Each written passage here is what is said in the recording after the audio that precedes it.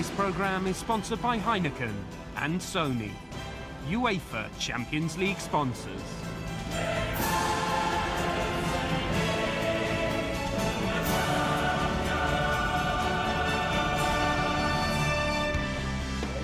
He's back, and he's still among the greatest of heroes to the Old Trafford crowd. But he's back in the colours of AC Milan on a crucial Champions League night. For David Beckham, it becomes a night of high emotion and mixed emotion as well. He's been United man and boy, and the titles, the trophies and the much-coveted European Cup are all evidence of his astonishing success. Manchester United are the champions of Europe again. And he was an Old Trafford hero in an England shirt as well. It's Beckham. It's shot! Tonight he's hoping to shine here again, this time for AC Milan, who United and England have a new star. Rooney! Oh! Wayne Rooney is in the form of his life, and 2 goals in the San Siro have made things tough for Milan. Wonderful! Wayne Rooney has scored again. He doesn't miss. Old favourites, new heroes, 2 huge clubs. A night of real footballing drama lies ahead. And it's a relaxed David Beckham. He looks at home, no doubt. He feels at home as well. But Beckham tonight will be on the bench for AC Milan. No doubt, I'm sure, with a great contribution possibly still to make. Great reception for this man as well, Wayne Rooney. He's been firmly installed as the fans' favourite now in the current Manchester United team, a player in absolutely fantastic form. And the all-important team news is that Wayne Rooney is fit to start, returning to the team after missing out at the weekend, but Wes Brown is injured, Michael Carrick is suspended, and Sir Alex Ferguson chooses the experience of Gary Neville ahead of Raphael to counter the threat of Ronaldinho. And for Milan, who remember need to score and win here tonight to stand any chance of progressing. Beckham on the bench, vital players missing. Brazilian striker Pato in such great form. They're also missing Nesta at the back, but striker Borriello returns with Huntelaar and Ronaldinho, and there's such experience on that Milan bench, not least David Beckham. Good evening from Old Trafford, ahead of one of the most eagerly anticipated ties in recent years. Beckham's back, Rooney's in. United with a narrow lead. It all adds up to a terrific night in prospect. And with me to enjoy it, Marcel Desailly, great AC Milan hero, Andy Townsend as well. First of all, Beckham on the bench, no great surprise. Flamini is doing well. At the level of the defensive, Flamini was a good choice, and you still have Beckham that can come in and do some good free kick and make the difference. What sort of contribution might David Beckham still make tonight, though? First and foremost, I've got to say it's the correct decision from Leonardo, because it started to have a bit of a David Beckham testimonial feel about this. Walk around the ground. Well, if you put a yellow and green scarf on, I think they'll carry him to the bus after the end of the game as well. Look, he will, I'm sure, have something to say. If he does get on, Steve, but it's not about sentiment and time for emotion from Leonardo tonight. It's a proper football decision. His team are behind in a game. They need lots of energy, lots of commitment, and maybe Beckham plays a part later on. No Nesta, no Pato. How weakened are AC Milan tonight? Obviously, yes, for Pato, it's a big blow, because they have put 2 strikers instead, Huntelaar and Borriello. But I'm not sure that they can replace Pato. He's playing very well recently. Very well. And as for Nesta, yes, he will miss, because you need somebody to control Wayne Rooney with the speed and with the tactic, position. But it's still a very, very special night for David Beckham, though. He joined Manchester United as a boy. He won 6 Premier League titles, 2 FA Cups and a European Cup. Now, finally, he's come back to the club he always supported, but he's back with AC Milan. We'll hear the thoughts of Beckham in a couple of minutes' time.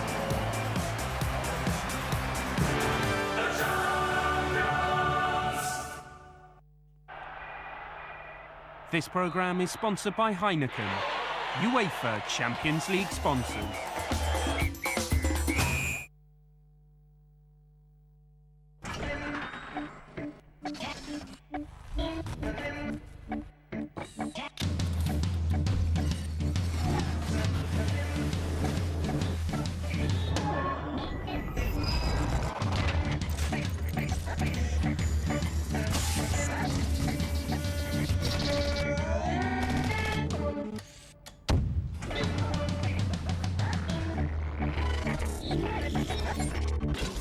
Everything we do goes into everything we do.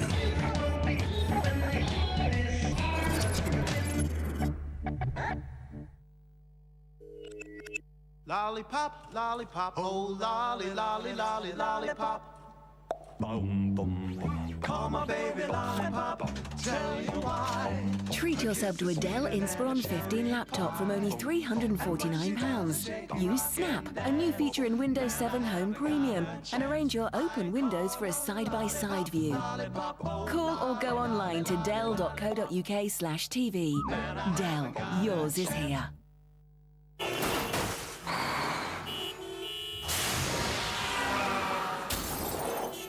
You wouldn't behave this way on foot, so why would you do it when you're driving? Inexperience always gives itself away. With AXA, experience can bring its own rewards. Up to 90% no claims discount on your car insurance. Experienced drivers wanted. AXA, redefining standards.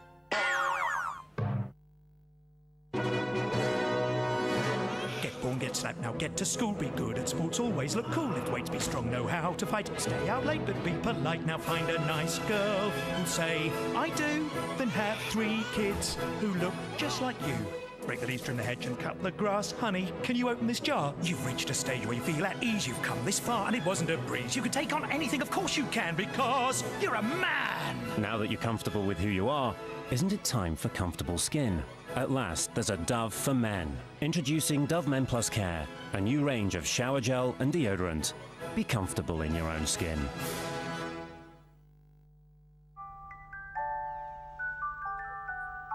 Yeah, of course. Here you go.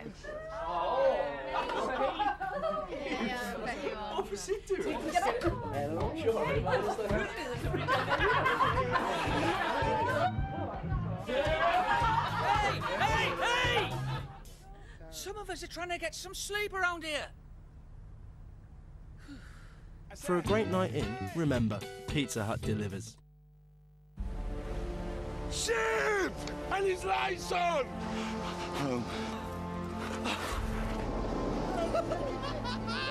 Guys, come on, hurry up or we're gonna miss it! What about Jamie? Hurry up! Jamie! Guys, come on! It's leaving! We'll get the next one! We waited 2 years for that. Hey guys, I found a stick! Ah, brilliant. Another stick. Just what we need on this island of sticks. Come on, let's start walking.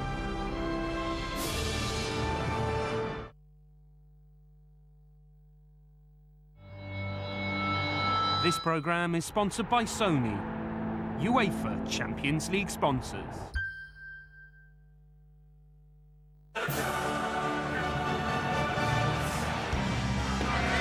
Big Champions League night. Manchester United are in a strong position thanks to that 3-2 win at the San Siro. Tonight, AC Milan must win at Old Trafford to stand any chance of progressing, but they've got plenty of firepower in the shape of the Brazilian Ronaldinho and Huntelaar and Borriello, not to mention a certain Mr. Beckham. It's just one of those feelings that when I walk back to Old Trafford and walk back onto the field, it's going to bring so many memories back for me. Everyone has dreams, and of course walking out of that tunnel at Old Trafford was always a dream of mine, and I was able to do that for many years. No, easy now, come on in. I never expected at any point to leave Manchester United. I always had it in my mind that I would be there for my whole career. Number of Premier League titles? 6. Number of FA Cup wins? 2. Number of Champions Leagues? 1. Not too bad.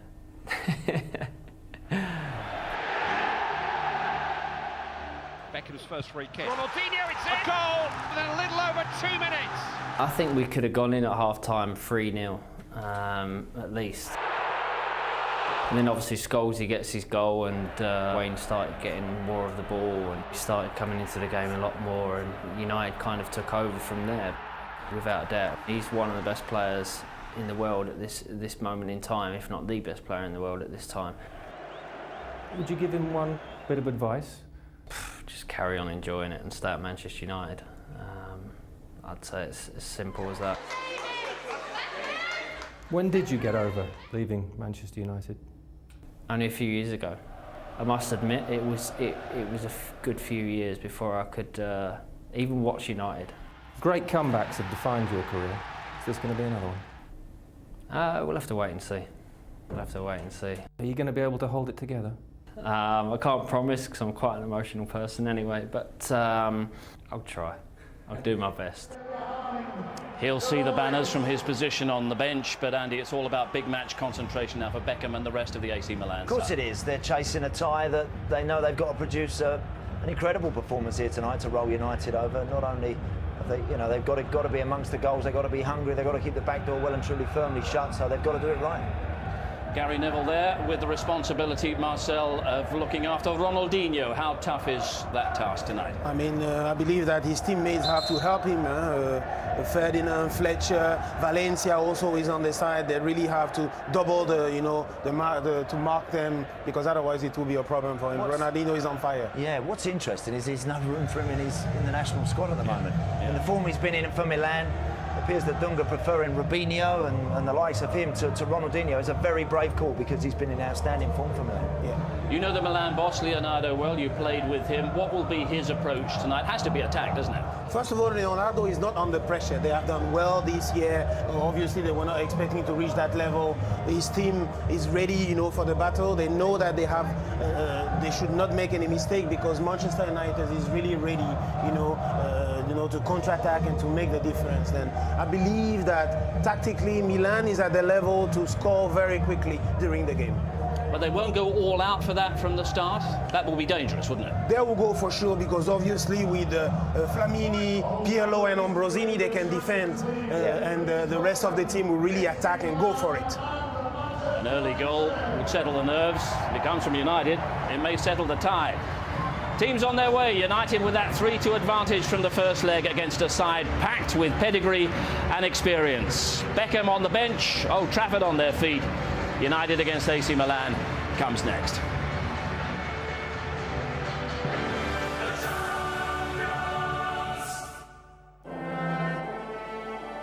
This programme is sponsored by Heineken, UEFA Champions League sponsors.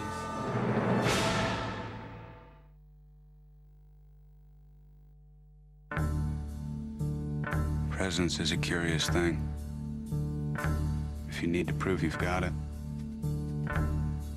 probably never had it in the first place.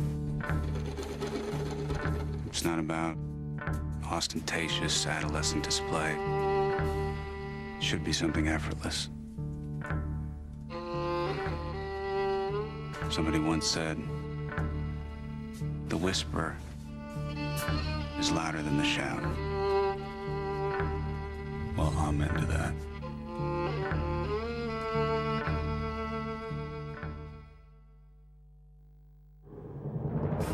It's not about what life brings to you, it's what you bring to life.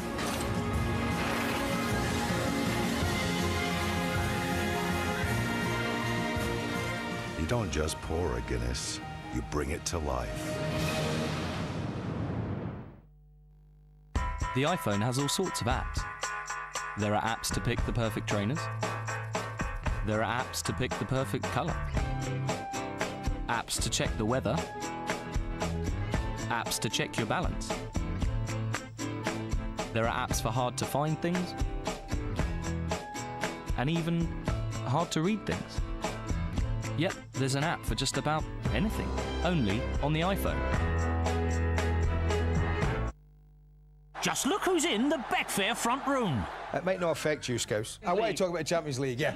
Don't you start. Look, if we won the Europa League and we came fourth, and Arsenal come third and win nothing, I think Liverpool have had the better season. How long do you guys, Arsenal fans, accept this is a brilliant football team to watch, but we haven't won anything for 4 years? 5 years. 5 years. Unlike traditional bookmakers, on Betfair you bet against other fans. Switch today for the chance to win bigger.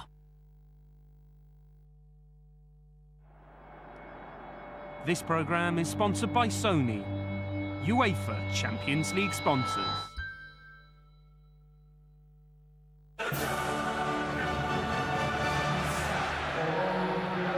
He's on the bench, but at least that gave the Old Trafford crowd the chance to give him a special welcome back. Beckham may yet prove a match winner for AC Milan tonight, but it's down to business. United against AC Milan, Jim Beglin and Clive Tilsley, our commentators. Well, it takes something to upstage David Beckham, but tonight Old Trafford is the setting for a gala occasion, not a one-man show. A night of many stars. One may ultimately steal the show, it may even be him, but one of the favourites and famous names of European Cup football will go out of the Champions League tonight, and that's the bottom line for Beckham, Rooney and everybody involved.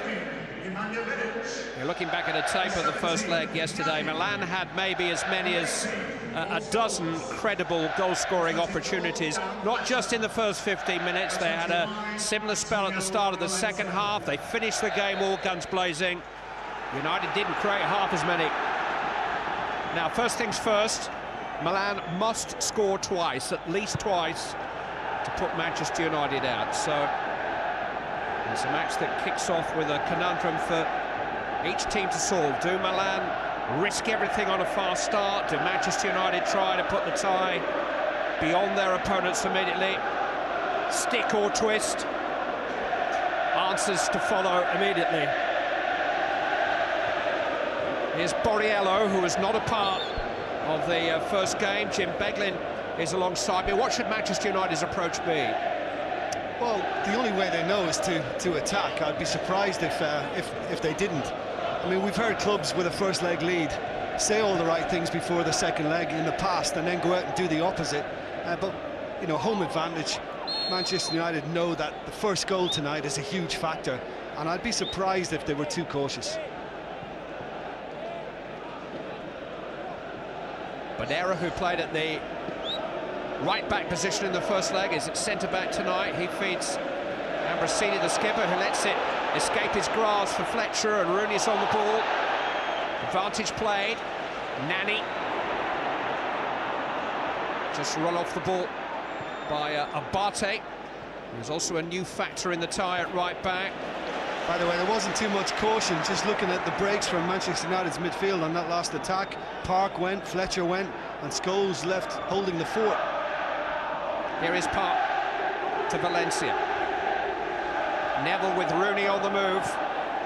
He's trying to cushion it for Park, but got a little bit too much weight on the ball. Interesting that Dimitar Berbatov, who is among the substitutes this evening, was not considered from the start. I wondered whether Rooney might be played in one of the wide positions tonight to keep Berbatov in the team, but it seems that this season Wayne Rooney is a centre-forward, full stop. Yeah, why take him out of that position when he's thriving? Ronaldinho against Neville will be an interesting contest. The Manchester United skipper wins the first chapter. Park tries to help it on to Valencia. No free kick. Valencia, Rooney. Nani is free. Rooney goes for goal. Nani's not happy, but why shouldn't Rooney have a go in his current form? 12 goals in his last 9 Manchester United games. Valencia does brilliantly to nick it off Jankulovski. He could have gone himself, but Rooney was never going to pass it to Nani. He was in a good position wide, but in the form he's in, why not? Wasn't too far. Just 5 words of warning. Real Madrid 2, Milan 3. That was a result from October in the Champions League group stages. A recent reminder of just what Milan can do on the big occasion. They won here at Old Trafford not too long ago. Manchester United are facing the second most successful club in European Cup history.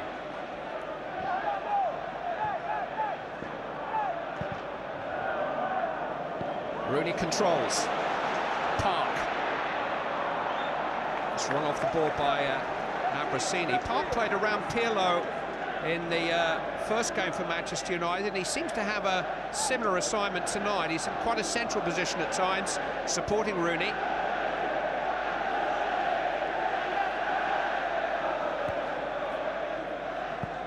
Clearance by Jankulovski, after a fashion, headed on by Flamini, preferred to Beckham tonight. Here's Huntelaar, the Dutch striker, who's playing from the right-hand side in the absence of Pato. Header on by Valencia.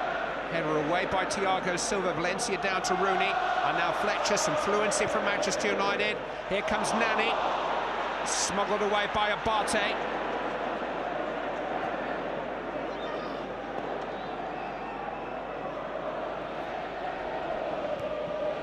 Vidic to Fletcher. But look at the room Manchester United have got down the right again, because Ronaldinho won't get back. Ambrosini has to try and help out the fullback Jankulovski, but it looks as if there's something there from Manchester United all the while. Valencia beyond Jankulovski, header away by Thiago Silva, but Valencia, just as he had when he came on in the first leg as a substitute, seems to have the beating of the Milan left back. That's the third left back he's faced, isn't it, over these two legs? Started with Antonini, then Favali replaced him, and it's Jankulovski tonight. And he ripped Favali as soon as he came on at the San Siro. In the first time he attacked him, he got great ball in, and Rooney took that fabulous header into the far corner. 5 minutes without a Milan attack of note. Header on by Park, finds Rooney. Leading the line with purpose. But he's not exactly shot shy at the moment. No, that was probably a little ambitious, but you know, he is setting those standards at the moment. He did have Valencia in a good position. He could have just rolled it to his feet. Chose not to.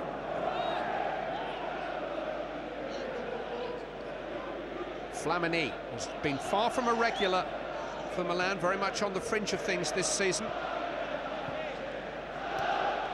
Bonera forward, Flamini losing out to Scholes. Manchester United far more assertive from the outset here. Ronaldinho, Ambrosini, now Pirlo. Look how quickly Park was upon him. Yeah, well, he's one of those players as well, Pirlo. You can't allow time on the ball. And Jankulovski's given it away under pressure, and Park has found Rooney, and now Neville. Left-footed effort from Gary Neville. Well, 2004, his last goal for Manchester United, and he believes he can score with his swinger. Well, I mean, he's given way too much room. Ambrosini's got to be working hard at the close that. Just for a moment, I thought Abate was going to get caught. Just a couple of yards off his line, wouldn't quite dip enough for Gary Neville. He has been involved in all 4 of the games Manchester United have played since the first leg. Headed forward by Scholes, which Rooney will chase. Bonera back to Abate, who's taken over from Dida in the Milan goal since that first game. Fletcher to Rooney, it's a little bit loose.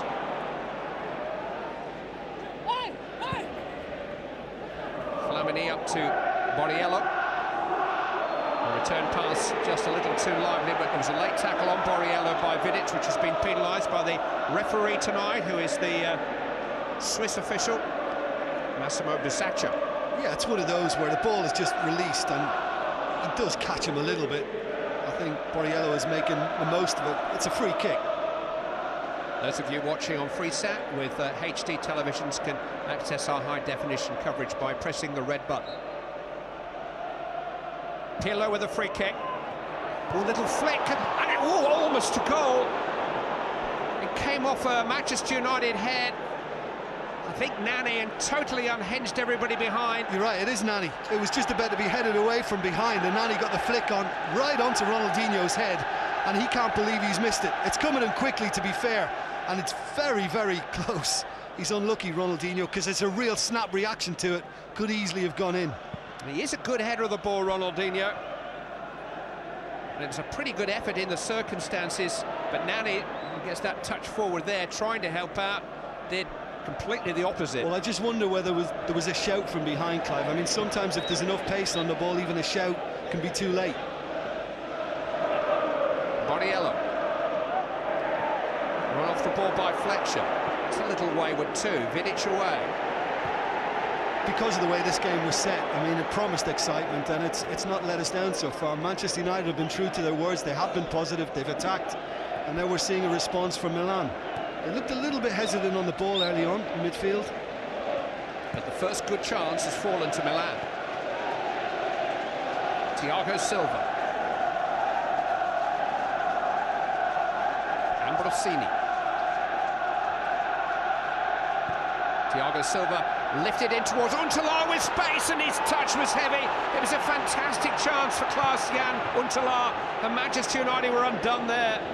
You know, whatever about the defending, this is an absolutely fabulous ball from the centre-back, Thiago Silva. Huntelaar was onside. Yeah, Huntelaar was. Could he have gone first time? Yeah, Borriello was just off. I mean, if he gets the control right, then I think there's every chance it's in the net. Just miscontrols it. Poor touch. Here is Huntelaar, who was wasteful in front of goal in the first game. Gets it back from Flamini. Ambrosini. Now Ronaldinho. And that's a good ball, but there's a flag up against Flamini. Oh, tight again. I mean, he's looking across the line as well, Matthew Flamini. Shouldn't be getting caught.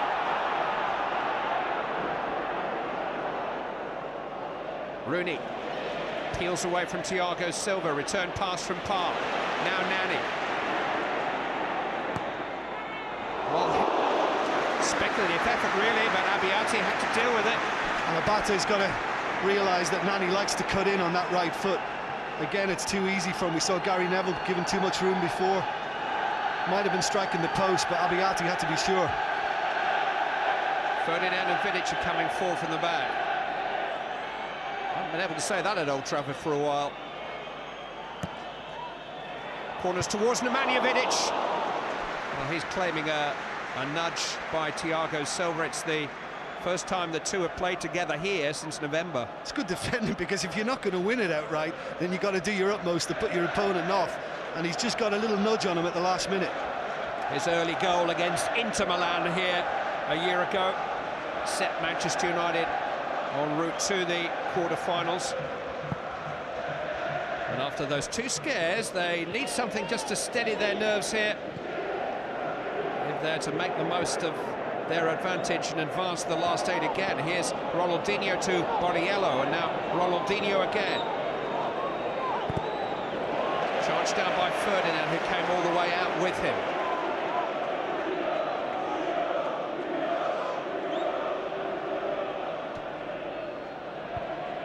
Neville wins it this time. Park to Fletcher, now Valencius. Intercepted by Thiago Silva. Survives the handball appeals.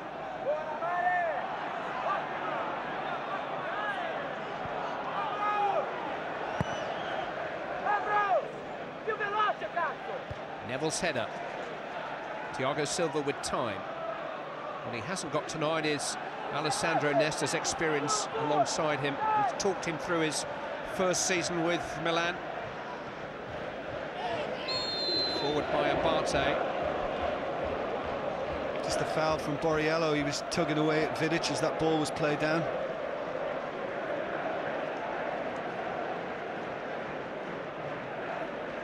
Well, I wonder who he's supporting this evening. Roberto Mancini, now of England's Manchester City. An Italian, obviously. It's the 5th time these two famous clubs have been drawn together in Europe's premier competition, and so far Manchester United have never been able to knock Milan out. So far. Neville. In towards Rooney! And Manchester United need a goal, and they needed a goal. Wayne Rooney provides 29 for the season. 2 in Milan 3 weeks ago, 1 tonight, another from the head of Wayne Rooney, and Milan need 3. And surely that's a demoraliser for Milan now. I mean, the service is fantastic from Gary Neville. He plays it beautifully, and I know a lot has been made about Rooney's improvement on his heading. He's worked at it.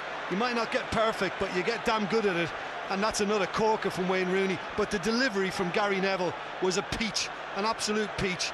Cracking goal. 8 of his last 9 goals have been headers. The number 10 that Dennis Law wore with such distinction in another era. And suddenly, the former Manchester United player that Rooney's looking most like is Dennis Law. He's so good in the air at the moment.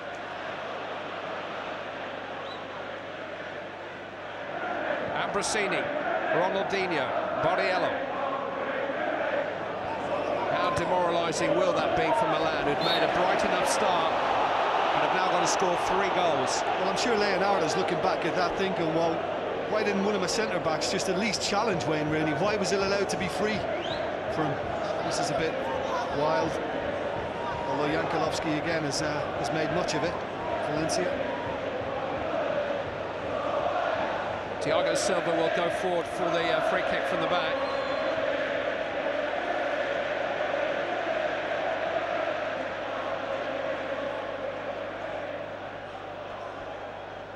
Some peace talks from Massimo Busaccia. And now we're ready for Andrea Pirlo's free kick. It's in towards Borriello, and it almost found its way through. Came off Jankulovski in the end, goal kick. A very good block by Rio Ferdinand, because it was an awkward one. I don't think he's expecting it to get all the way to him, and it's bounced in front as he's going backwards. He did well. 13 years with Milan as player, scout, technical director, and since June, the coach in succession to Carlo Ancelotti. He knows what he's got in reserve, but he needs miracle men now. Leonardo. Nani. Cut out by Flamini. Borriello. Ronaldinho. Valencia got back there. Scholes. Rooney.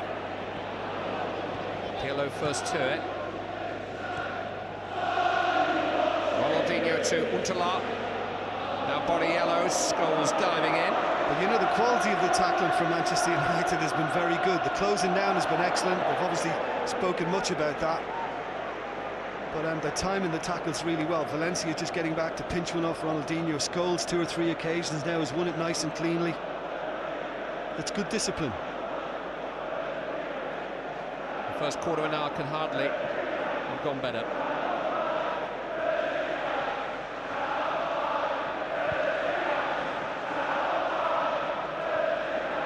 Headed by Thiago Silva.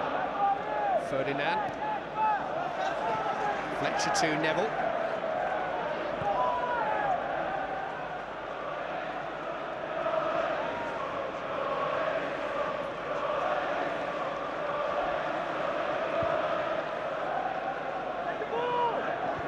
Jankulovski's headers wayward. Bonera tried to tidy up. Flamini. Huntelaar.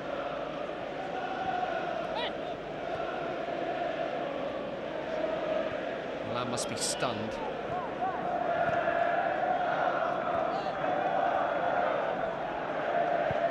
Ronaldinho lifted into the path of Abate. Bonera. Pirlo. Thiago Silva. Tried to thread it through to Ronaldinho. It came off Scholes and will fall for Ronaldinho. He's lifted it in. Flamini. Huntelaar is there. Important header that by Ferdinand.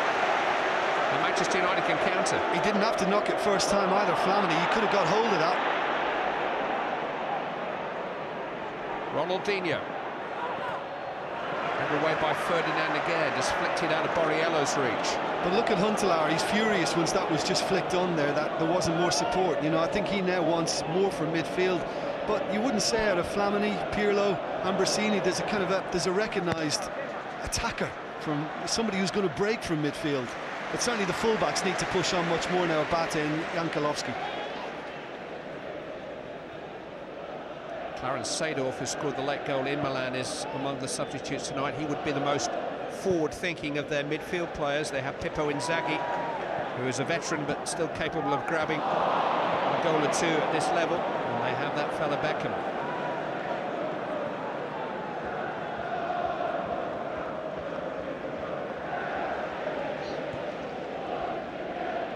Abate. Flamini.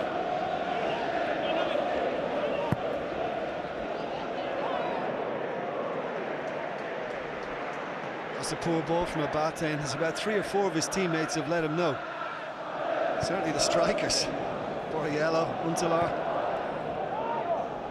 Yeah, Leonardo's team just can't let this game drift for very long now. They've got to try to somehow lift their own spirits by re-establishing themselves in it as a force. Rooney, meanwhile, 6 out Valencia, header away by Jankulovski. Ronaldinho. Well, it's sapphire and steel. Ronaldinho meets Neville. irresistible force versus a movable object.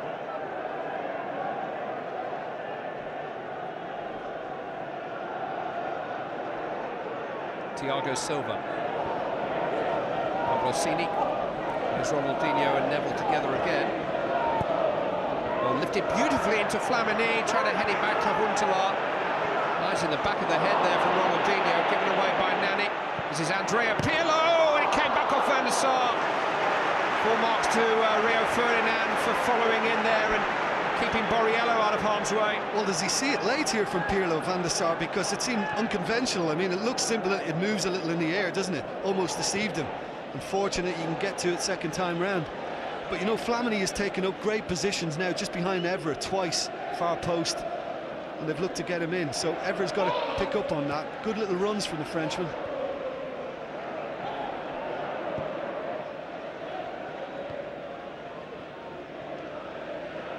And so far in this time, Manchester United have been absolutely ruthless. They maybe had half a dozen sights of Milan's goal, scored 4 times. I don't know how many chances Milan have had. Here's Borriello with a shot. They've only got the 2 in Milan 3 weeks ago.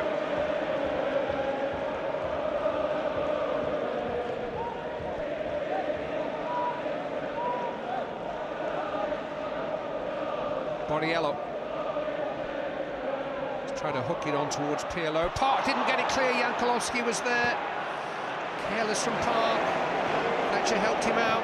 Yeah, I mean, almost as if he had too much time, Park.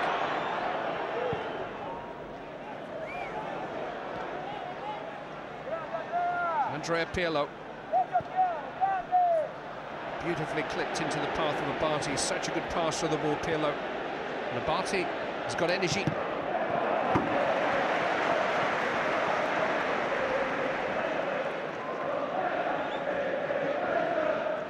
But you know, the goal now enables Manchester United to get players behind the ball and just kind of ease off for a little bit. Just ask Milan, are you good enough to try and penetrate us and work through us?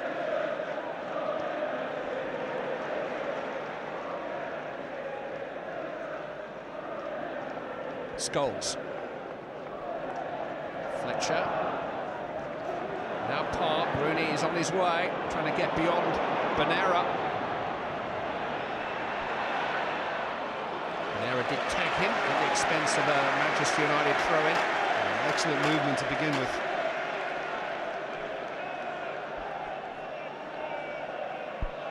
Rooney got a couple against Milan here back in 2007 in a 3-2 win, which in the end was not good enough for Manchester United.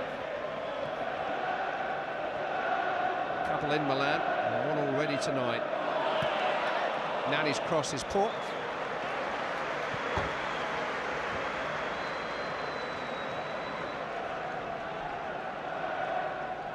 But I just think if you make the comparison between the two teams at the start, Manchester United's closing down was far better than this. Look at the room Gary Neville's given to cross it, and it really is a lovely, lovely header.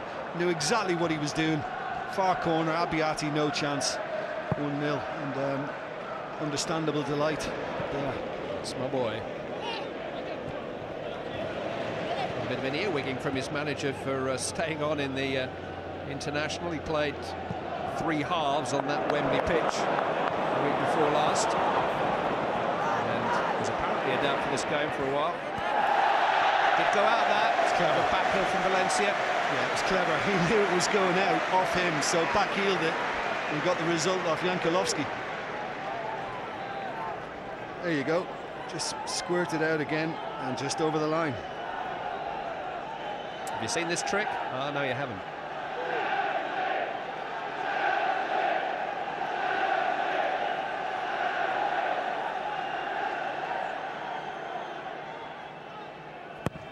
Valencia's corner, headed by Thiago Silva. Scholes.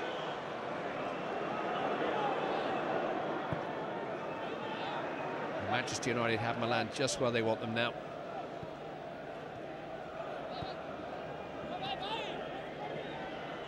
Evra. Turned away by Bonera. Flamini to Ambrosini. You're right, Clive. You mentioned early on as well about Park and being the quickest to join Rooney. He is looking to do it every time, but I'll tell you what, as soon as it breaks down, he does work hard at getting back behind it again. Tackle by Pirlo. I think pushing him up onto Pirlo has a double effect. It puts pressure on Milan's best passer of the ball, but it also immediately has Park in a good advanced supporting role. Fletcher galloping on. Here's Rooney trying to gather it in, just outnumbered. Poor clearance from Thiago Silva. Scholes. Ambrosini got back there.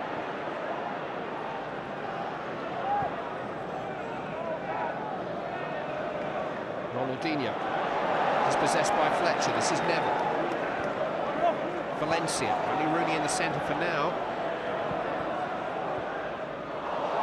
Clever little ball around the corner, which Park didn't read. He just wasn't expecting it. It was cute.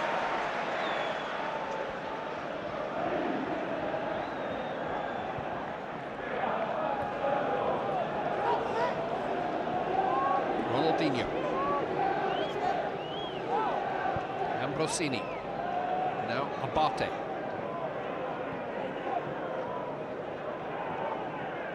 Huntelaar. Just noted that time as well. Flamini had made the run again, and this time Everett got Nani very deep, so Everett could stay with Flamini, and then he could prevent Abate from getting forward. It looks as if they figured that one out now. He was reputedly one game away from the sack in October. The owner of the club, Silvio Berlusconi, made some veiled criticisms of Leonardo after the first leg. Leonardo did offer to step aside. I gather they patched it all up in a phone conversation, but that's real pressure when your president is the Prime Minister of the country. And Berlusconi does have his say on team matters quite openly, almost on a weekly basis. Extraordinary set of circumstances, really.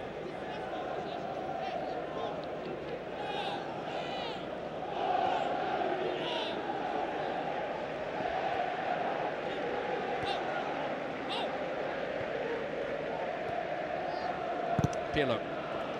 Park, never far away. You're just wondering now, having conceded that goal, which was the last thing they wanted, Clive, whether there is enough belief amongst Milan ranks to really feel that they can overturn this. This is now, you know, an absolutely huge task.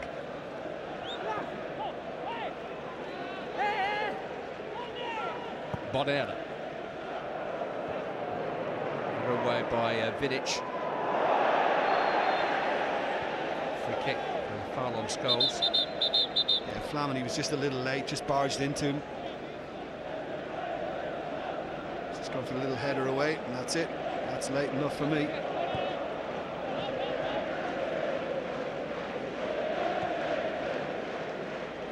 Valencia. Jabbed back behind Park. This is Ronaldinho. Neville was caught upfield. Ronaldinho's gone away from Park. Found a cross, but found Ferdinand on the end of it. I think it might have got a little nick off Park too. I think he slowed it up. Here is Ji-sung Park. Oh, he's going to run Jankulovski, but Thiago Silva's very athletic, the Brazilian centre-back. Flamini. Paul Scholes special sliding in. I'll get there as quickly as I can. That was one of his classics. And the referees just had a little word as if to say, look, calm down. I know you pretty much missed, but don't do it again. King of the late tackle. Bonera. Now Abate. 3 in the box. Not there. Well, that's awful. He got in a good position. Abate. It's about the first time he's gotten forward, and Flamini, I think, does well to get out of the way, because if he stays and Scholes catches him, and I think he would definitely be seeing a card. Manchester United are trying to persuade him to follow Edwin van der Sar and Ryan Giggs and sign a new contract for 1 more year. Scholes has suggested that he will review his future at the end of the season and not before. Evra. Nani. It's a nice combination. Evra's cross, charged down by Bonera, came last off Evra, goal kick. Yeah, a little unlucky. A nice little 1-2 between Evra and Nani.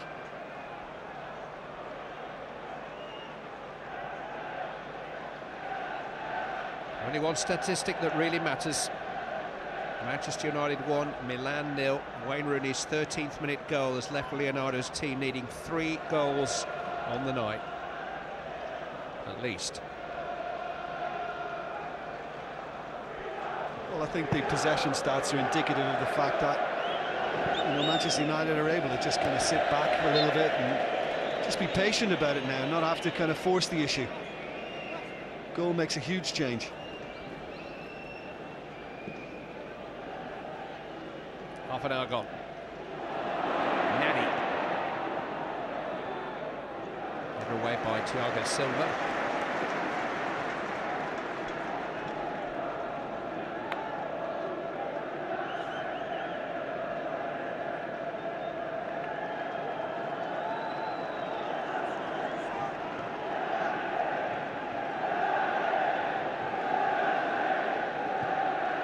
Park lifted in towards Nani. Wayward and wasteful. He's never been less than pin-up popular with the fans here. I think any aggravation from the management came from trying to absorb his spiraling fame into the framework and the ethic of the team. No individual bigger than the club, the Alec Ferguson way.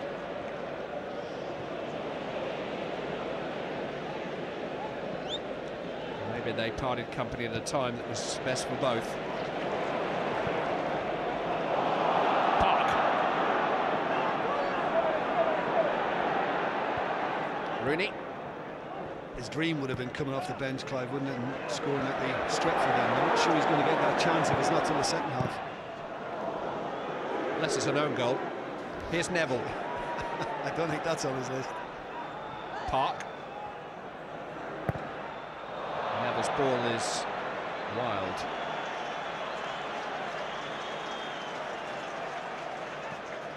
He's 35 last month, Gary Neville. He's had 3 years of niggling injuries since a broken ankle, but still very much a part of his club manager's plans, and still 1 or 2 whispers that he might be on the fringe of his international manager's mind for the summer. Glenn Johnson was back for Liverpool on Monday. Nani. Fletcher. Here is Neville. Clipped in towards Rooney. Headed back to his keeper by Abate. I just still think that Milan are allowing Manchester United a little too much time on the ball in midfield. No real pressure when it's been knocked about. It was a pretty open game from the outset, wasn't it, Jim? It had to be, really, if Milan were to somehow turn the match around, and that was always the danger, that they would allow Manchester United too much room for manoeuvre. Yeah, equally, I know the pace of football as well in Italy is slower than it is in this country, but I still think Milan need to pick the pace up a little bit. I think their tempo has dropped. I think they need to quicken it.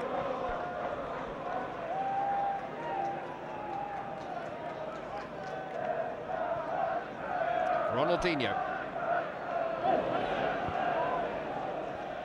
Flamini. Ambrosini.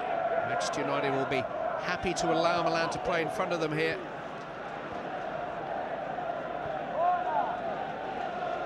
Bonera. Ronaldinho coming looking for the ball. Lifted in towards Borriello. Header from Ferdinand and then from Vidic. Got a bit of a clattering there from Flamini. Vidic goes down, holding his head. Yeah, I mean, I must admit, first off, it didn't look nasty from Flamini. I think it's just committed, and I think the heads have just come together. That's accidental. I think Flamini has got eyes for the ball, and Vidic just beats him to it. Hopefully, it's not too serious. We do have more Champions League football on ITV1 later this evening. Champions League Extra will have Highlights of last night's games in the competition and the other match tonight between Real Madrid and Lyon, and more live European football tomorrow evening on ITV4, culminating in coverage of Juventus versus Fulham in the Europa League. That game kicks off around about 8.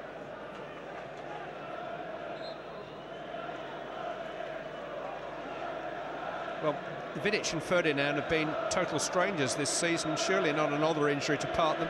Well, I just wonder, Clive, I mean, there doesn't seem to be any blood, but were they trying to straighten things up a little bit there? I mean, I've been in that position, as you'll no doubt tell me. I have broken my nose once or twice in the game. Yeah, defenders' noses are works of modern art. Stick out in all the wrong places. Huntelaar. But it seems okay. Scholes to Valencia. Scholes, Fletcher, Nani, Valencia. Neville on the overlap. Another poor cross from Gary Neville. He doesn't need telling, does he? Nobody more disappointed than him. Well, I suppose in some ways he can get away with it after the ball he played for Rooney, but you're right, it's a couple of times now he's been in a nice position to get a little bit of whip on it and unable.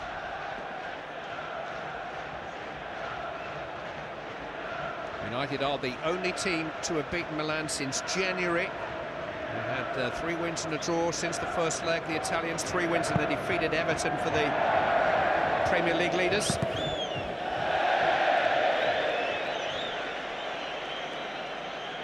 But Ferguson has said that his team come to the boil in the second half of the season when the silverware is being polished. 1 trophy won, 2 more moving within sight.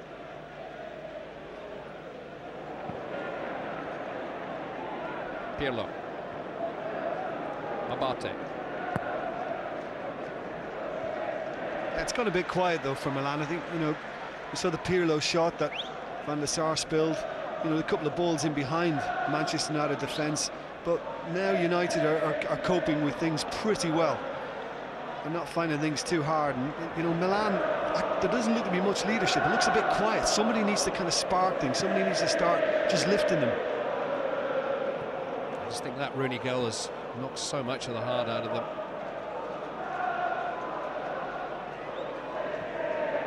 We're dreaming the impossible, or improbable dream at kickoff. That might just have become impossible now. I mean, there's still a lot to go in the match, Clive. You know, you get one now, and it just gives you that little ray of hope again.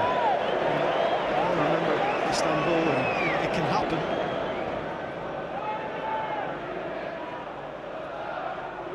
He's been quiet. I mean, we were talking before the game as well about the Gary Neville, Ronaldinho, but you know, even if he gets a chance to run at him, Gary Neville looks as if he's going to have backup.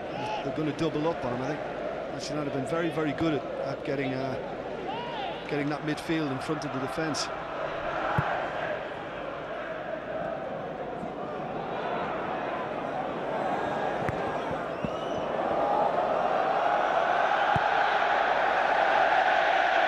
Misplaced clearance from the keeper. Rather summing up the last 10-15 minutes of this match for Milan.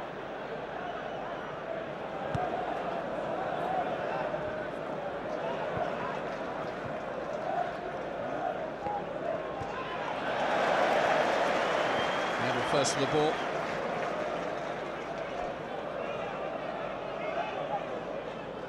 And the Manchester United absentee tonight. Ryan Giggs is almost fit. He's training again, recovering from a broken arm, and Michael Carrick suspended this evening. That was harsh at the end of the game, first leg. That was a harsh second yellow. After what happened to Darren Fletcher last year, he might be glad to get it out of the way now. It's not a bad shout, actually. I thought that was harsh too, but such is life. Here is Fletcher, trying to tiptoe in the footsteps of Paul Scholes back to the Champions League final that he missed.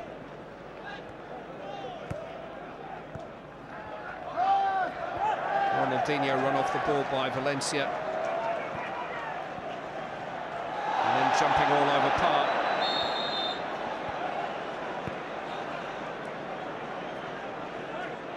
And turn the clock back 5 or 6 years and he was most people's idea of the best player in the world. He always had the natural talent of a performer, and the suspicion in recent years that he was heading in the direction of the big top, but he's had a renaissance under Leonardo.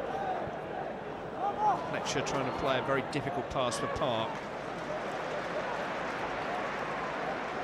And Wayne Rooney may well have killed off Milan, and he's just killed the spectacle for now. It's almost as if Milan needs the time-out of the half-time interval just to try to gather themselves and go again in search of the 3 goals they now need to get back into this match.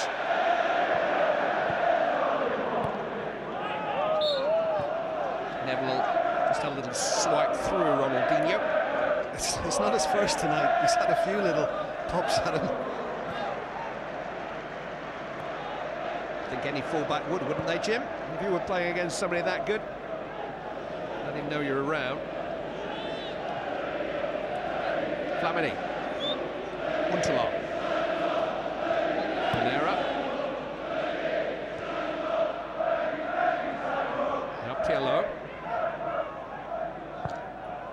Clipped in towards Abate. A really good pass from Pirlo. Cross didn't quite match. Nani cut it out, but it is a corner kick to Milan. Yeah, it's a nice ball to get Abate in, but you know, Nani I think has been told now that he should be doing a little bit better to read that and maybe get there. He's fortunate he's able to get a second attempt at it. Not the best ball in from Abate. There's a real string puller, Andrea Pirlo. He will take the corner. Headed away by Vidic. Jankulovski to Flamini. It's well struck, blocked by Vidic. Nani taking no chances this time, but his clearance was down the centre of the field and found only Abate. Ambrosini came off Vidic. Huntelaar will settle for the corner. Yeah, I mean, Van der Sar thinks unhappy with Vidic not getting something better on it. If he misses it, the Serbian, it's an easy ball right into Van der Sar's arms.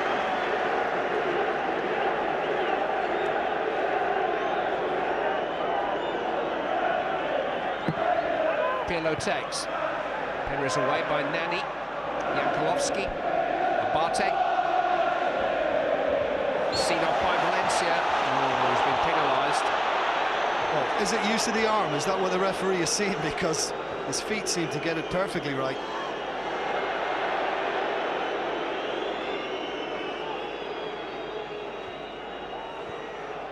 Ronaldinho. Neville defended that well. Jankulovski back in there. Borriello with a header down. Here's Andrea Pirlo. Just ran away from him in the end. He couldn't get the ball to catch him up at first. That's exactly it. He's just flicked with the right boot to try and get it into his path. Doesn't quite get it right, and in the end Fletcher's able to just play it off, and they get the goal kick.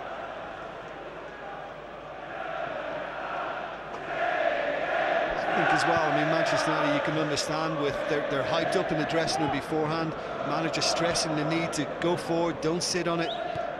They do exactly that, get the goal, and then they think, well, you know, the job's largely done. We don't have to overcommit now, and I think that's what you've seen. Ronaldinho lifted in towards Borriello. Just couldn't get his shot away, but it sorted that. Now he's given it away very tamely. Jankulovski. Pirlo on the move. Ferdinand just shepherding him down the blind alley. Goal kick. He's got to gather some words now. He needs to get the belief back into him, because, you know, I think there are a few of them, not all. I think there are a few out there in Milan shirts now that I think as soon as the goal was conceded, they sank a bit. He needs to get them all back up now in the dressing room at half-time. Tough job for Leonardo. I have to believe that he said something prior to the game to the effect, get the first goal tonight and it will change the tie completely. They need a plan B now. Next 3 they need.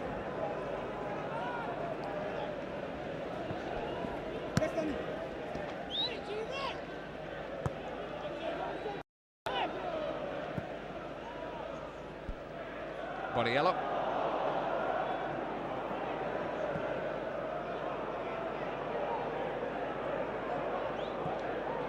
Tackle by Nani. Fletcher. Players breaking to his left. Just look at that. As soon as the ball was won, Huntelaar, Borriello and Ronaldinho all stopped and just went for a walk. So Fletcher is free as a result. Darren Fletcher. Well struck.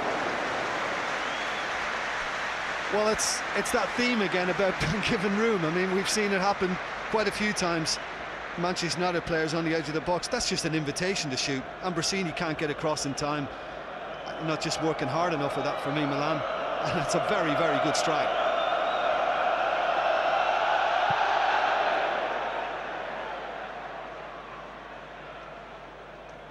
Ferdinand's lost out to Pirlo. Just the one added minute coming up.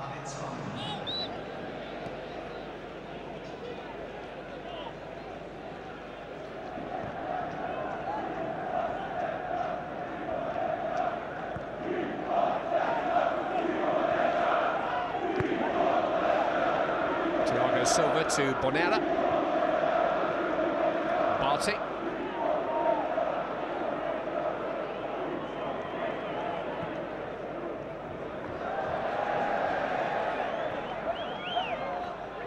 A little aimless now from Milan. Yeah, if Huntelaar takes the chance, you know, the ball over the top from Thiago Silva, then maybe the first touch just let him down. Maybe it could have been a little bit different. They need something to cling to. And it doesn't look like arriving anytime soon. It was 0-0 when Huntelaar had that big chance. Milan had the first couple of sights of goal tonight, but one side of goal was enough for Wayne Rooney. Heading home, Gary Neville's cross to give Manchester United a 1-0 lead on the night, a 4-2 lead on aggregate, and leave Milan needing 3 goals in the second half. Will we see David Beckham? I bet you. Half-time here, Manchester United 1, Milan 0. And not a comfortable night so far on the Milan bench, but a night that's certainly become a lot more comfortable for Manchester United. All going to the Ferguson master plan so far, despite a few dramas at the back. Marcel Desailly and Andy Townsend are standing by with their half-time thoughts right after the break.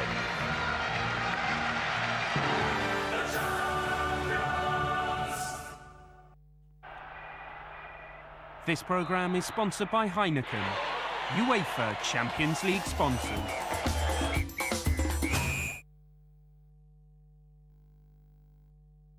Bet365.com. It's all about the in-play. It's all about the next goal, the number of corners, the match goals, the final score, the next goal method, the number of cards, the next goal scorer, the full-time result. Hold on. The latest live odds are coming up on your screen now. Bet365 offer over 50 in-play markets. Bet365.com. Bet in play. Now.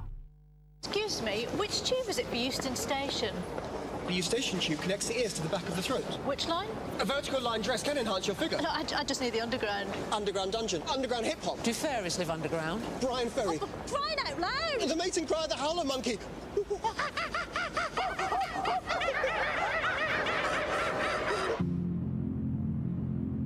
Next time you're searching online, try Bing.com, the decision engine from Microsoft.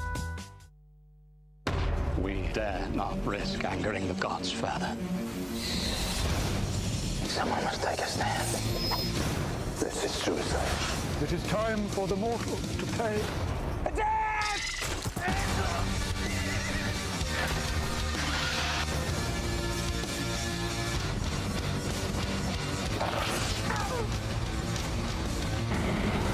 Clash of the Titans. Churchill, when I join, can I really count on you for 50% off home insurance? Oh, yes. And if I don't claim, you'll give me a discount every time I renew? Oh, yes. He's having you on. He told me he's off skiing with Eddie the Eagle. Churchy, Oh, yes. Oh, thanks, Churchill. Here, put one in there, and no ice. Call or go online before the 31st of March and get 50% off Churchill home insurance. Scottish Widows has been helping people prepare for their future since 1815. So it's no wonder we've been voted the best individual pensions provider by independent financial advisors. To find out how we can help with your future, have a chat with your financial advisor or visit us at scottishwidows.co.uk. Scottish Widows, for life, investments and pensions.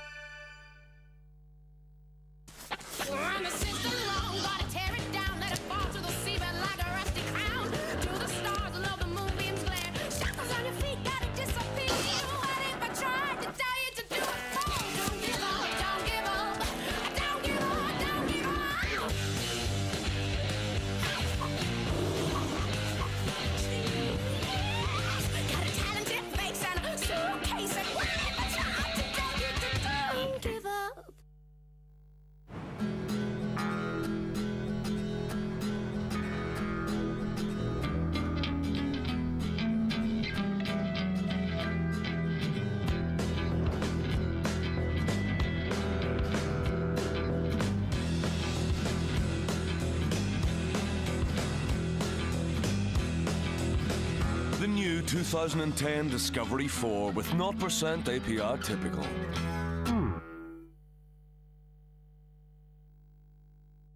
The world's greatest players in the most glamorous cricket tournament, exclusively live on ITV4 and ITV.com. That is big.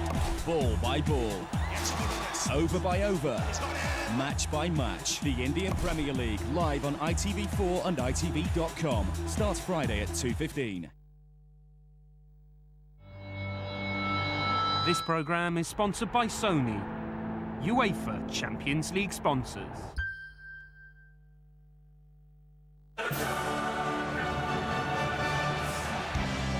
An Old Trafford night to welcome back a former star and to hail the current hero. The newfound aerial supremacy of Wayne Rooney has moved Manchester United within reach of the Champions League quarter-finals. He knows it, and so does he. Manchester United won. AC Milan 0. Marcel Desailly and Andy Townsend with their thoughts. Good first half for United, Andy. Yeah, good first half. I mean, Milan had two opportunities to score, one outstanding chance. They didn't take it. And if you don't make the most of those big moments when they come your way, you know that at this level you're going to get punished. United have enjoyed room to play, and we'll show you that in a moment. And of course they got the goal, and they're now very firmly in the driving seat. You had great times with AC Milan. What's your verdict of what you've seen from them in that first? I'm very disappointed. I mean, we talk Italians, you know, normally straight away opportunity are there. You make the difference, you score, and finish there. I mean, and tactically they are making too much mistake. Even if Ferguson has been very clever on putting Jinson Park on Pirlo, and they cannot play at all AC Milan, and they are making also defensive mistake that is too high for that level of the game. Chances came for Milan. If one of these had been taken, it would have changed the shape of the whole tie. The spirit, you know, the confidence is so important for a player. Then Pirlo is having the free kick, Nani is flicking the ball. Ronaldinho is not ready on that action, you know, to head the ball because it's a clear action. It's a real possibility of goal, and he knows it. Comes at him very fast. This is another good chance, Marcel Huntelaar here. You think he just too concentrating too much on the goalkeeper? He distracts himself about looking what is his position at looking at the goalkeeper. Now he's looking at the goalkeeper. Yeah. He's too late. On his first choice, he's making the mistake. I mean, that is a fabulous opportunity, and for someone who's technically so gifted, that is such a great chance. So Milan were threatening, but it was amazing to see that even with just 10 minutes gone, the space that was being allowed United was astonishing. Well, Ronaldinho is what he is. He's wonderful going forward. He's never been the greatest team player in the world. He's not going to chase back. Now, Gary Neville has been quite clever here because he could have stayed safe, but he's decided to bomb forward at every opportunity. Here's one example here. There's two strikers, Borriello and Huntelaar. Not the best closing down in the world. Now, Ronaldinho must have some responsibility. There he is there. You look out on the right-hand side. Gary Neville has just run off of him. Now, it's a difficult job for Ambrosini to back up Jankulovski, the fullback, time and time again. He's got too much ground to cover. Now, nothing actually becomes of this one. I mean, it's a half-decent cross, nothing much really there. But we'll show you another example. Gary Neville again, he's the outball. He was in the first 20 minutes.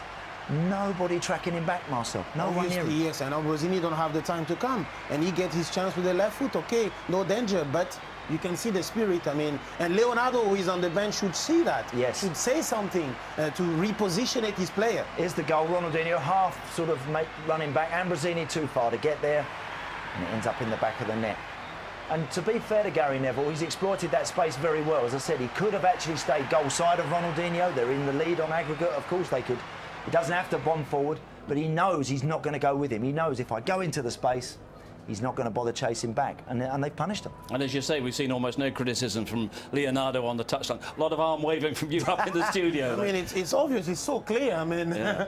and Gary Neville getting, you know, that cross easy, and Rooney also, we have to talk about Rooney, that actually with the header is doing very well. Rooney reborn as a kind of old-fashioned centre-forward. What is that, 6 out of the last 6? All, Six out of all with six his head, headers. which is fabulous for him, but you can see why. When he plays for England, he does a lot more roaming around. When he has a partner, whether it be Crouch or Heskey, he drops off, he runs wide. With United, his first thought is, get that way. I want to drop this ball off, but I'm going straight back into the danger zone between those two centre-halves. And the more he puts himself in this area, the more he puts himself in that shaded area there, then the more goals he's going to get. It's you know, it's logic. You keep getting yourself in and around the 6-yard box, you keep getting yourself in good areas, you're going to score goals. Again, we'll track him for the goal. All he's doing is, Marcel, is getting in that zone every time. And if people put it in there, he's brave, he'll attack it, and it's a brilliant, brilliant finish. Well, we'll have thoughts about the potential second-half contribution of David Beckham in a few minutes, I'm sure. But one other Champions League match being played tonight, and while Beckham has been sitting on the bench at Old Trafford, Cristiano Ronaldo has been busy at the Bernabeu. He's got the goal for Real Madrid, which levels the tie against the French champions. 1-1 on aggregate, half-time in that one as well. United 1, AC Milan at Old Trafford. A night for managers to feel the nerves, whether you've seen it all before or whether you're a raw apprentice. A goal, though, changes the mood, but Sir Alex will be taking absolutely nothing for granted just yet.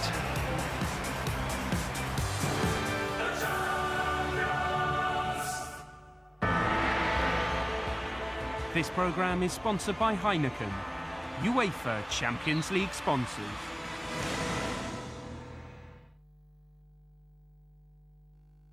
We're going to sing your Year 8 students. We certainly are. Yeah, I'm really looking forward to that. So what about if you haven't got the money to buy something? Well, usually I have my mum there and she'll usually have money. You could save it, but the other thing is you don't have to look in any shop windows. I'm going to run through budgeting with them. Lovely. And about savings. Who can tell me what a standing order is? I don't know. You don't know? Is it one that comes into your bank account? You're nearly right. What do you think you've got out of today? Not to go shopping with Seb, otherwise you'll be broke in 5 minutes. Since 1994, our Money Sense for Schools programme has helped school children throughout the UK learn the importance of money management. NatWest, helpful banking. Welcome to Shutter Island. One director has brought you some of the most groundbreaking movies of all time. Tell me what goes on here. You're a rat in a maze. From Martin Scorsese, Leonardo DiCaprio, Shutter Island. Oh my God.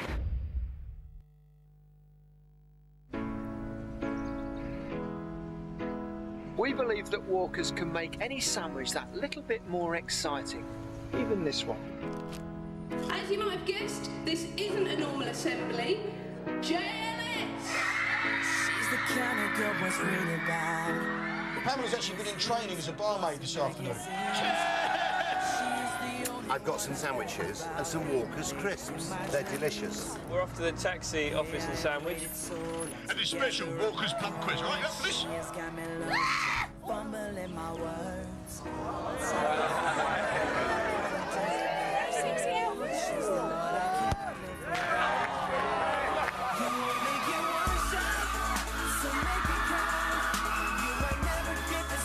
Your sandwich can be more exciting too, so next time you stop for lunch, don't forget the Walkers. Thank you. See more exciting sandwich at walkers.co.uk. Do you have the courage to face your destiny in the ultimate fantasy adventure?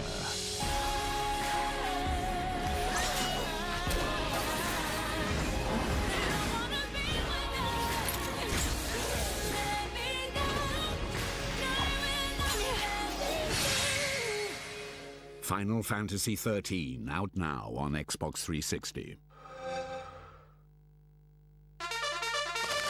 At Direct Line, we've been bringing you great deals for 25 years.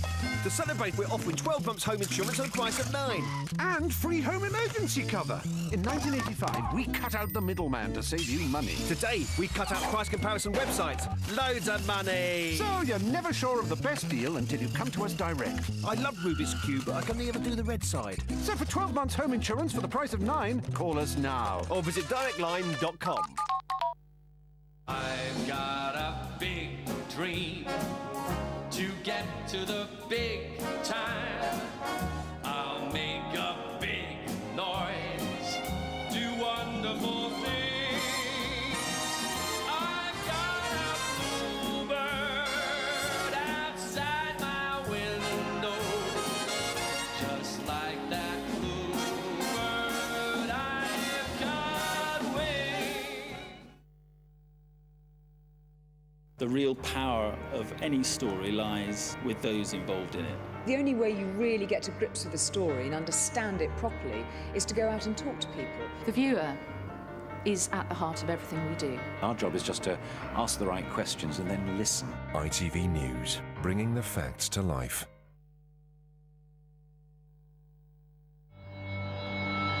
This programme is sponsored by Sony, UEFA Champions League sponsors.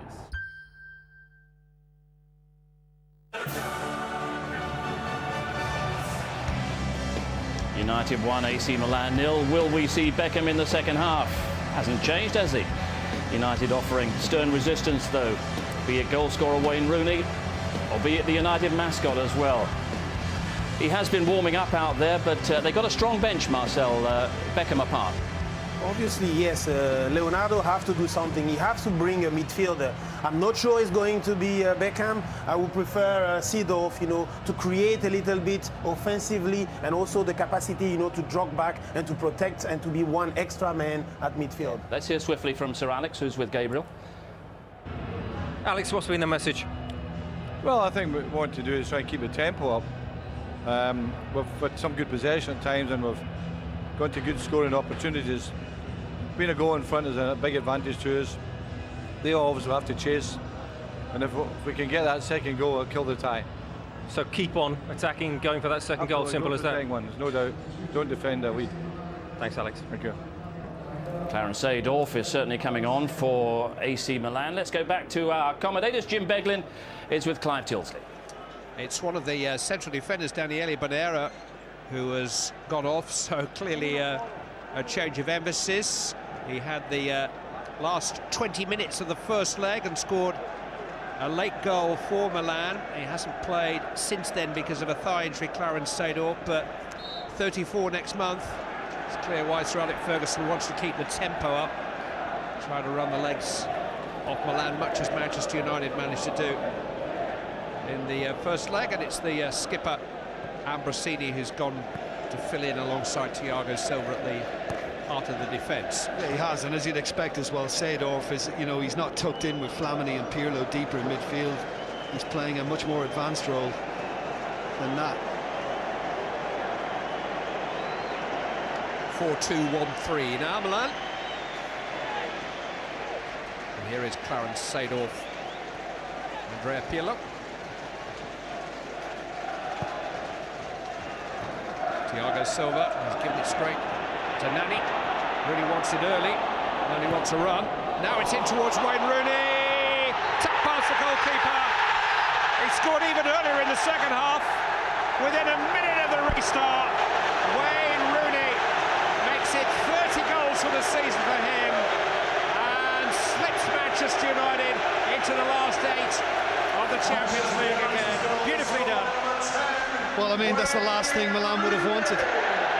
It's just a poor ball, and it's read brilliantly by Nani, wins it, and the ball with the outside the right foot is just exquisite into Rooney's path. It couldn't have been better for Rooney. It gives him enough time, enough of a chance to get some control on what he's going to do, and he's able to just slide it past the outcoming Abbiati with ease. But the ball from Nani was fantastic, and all the good work that they think they're doing at half-time to lift their spirits, get themselves back into things, is out the window again. And he didn't hit it. Well, Cristiano Ronaldo scored 42 in the season a couple of seasons ago, so Rooney's got some way to go, but it's his. best ever goal-scoring season. First time to 30 for Wayne Rooney. Dummy which fooled even Park. I wonder if Rooney apologised because he was yelling at Nani to give it early. Nani knew what he was doing. Seedorf. Headed away by Gary Neville. Well, I think there was a little dissatisfaction as well in the first leg that Rooney felt maybe the service wasn't as it should have been from Nani. He certainly got it from Valencia later on, but he's made up for it then, Nani. That was a fantastic ball. Milan need 3 to force extra time. And 4 to win it. And he may not be finished yet. And whatever he said at half-time, he might have to eat 1 or 2 of those words now.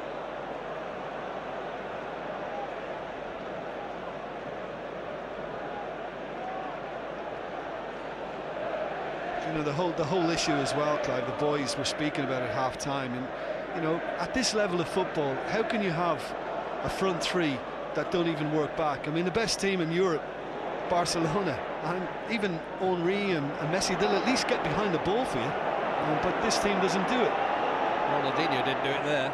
Here's Valencia. That's ambitious, to say the least. Yeah, I mean, Park hasn't said anything to him, but he made a good little run, the Korean front post. And I mean, you're asking an awful lot from that angle to beat the goalkeeper. Well, the last time he came on as a substitute here, he scored twice.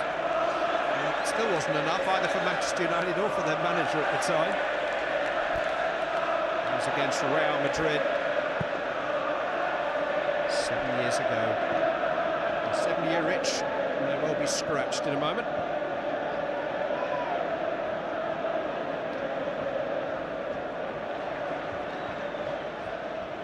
Neville.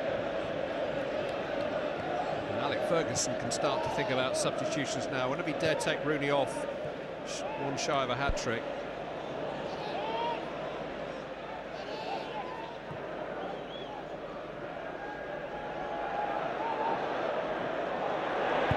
Barté clear, on by Scholes. This is Flamini. Seedorf. His tackling has been good tonight. It has. I mean, he had a little wild one, didn't he, when he slid in on Flamini, which he got away with, but his timing has been pretty good.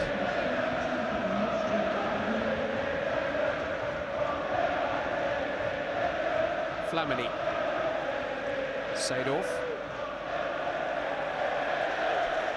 I just wonder whether, you know, I know he missed the Wolves game last Saturday, Wayne Rooney, but I just wonder, with not playing again till Fulham on Sunday, whether the manager might just, you know, leave him longer than we thought. I thought by now as well he might be just thinking about taking him off if the knee wasn't problematic, but doesn't look like it out there tonight. These protests against the Glazer regime are not going away, are they? Green and gold scarves, the colours of the original club. It's as common as red and white here these days. Ambrosini clear. I'm not sure how much Manchester United will want it, but I think there's 4 in this if they really push for it. Borriello. He was fouled.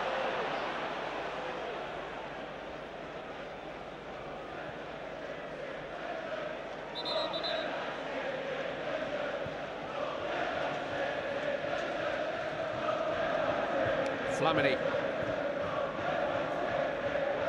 Borriello to Ronaldinho. And now Seedorf, Ronaldinho. Vidic slid in. Ferdinand headed away. Fletcher back towards his goalkeeper.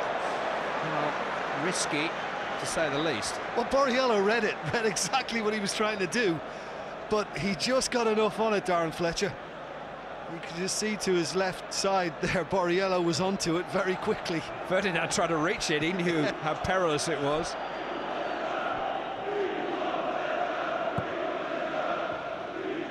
There's protest continuing vocally now. I think fans have been careful not to step on the players' toes as yet. There was some talk of a boycott of the first 10 minutes of tonight's match, but United supporters are just that.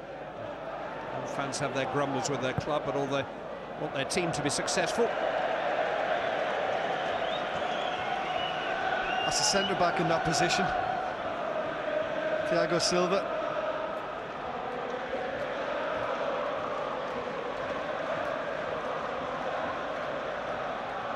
Sobering night for Leonardo. Milan coaches are ultimately judged on what they achieve in this competition. Carlo Ancelotti, his predecessor, in charge for 8 years, won the European Cup twice. Foul on par. Fabio Capello cut his managerial teeth at Milan in the early 90s.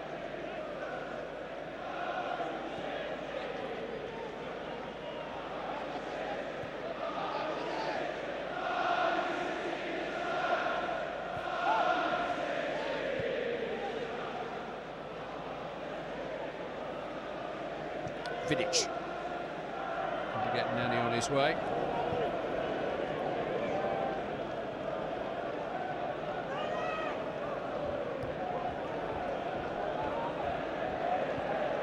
I guess as well now for the Manchester United players, it's a case of not doing anything silly because of the position they're in. It's so commanding.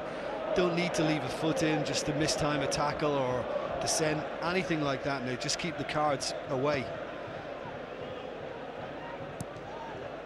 Ronaldinho.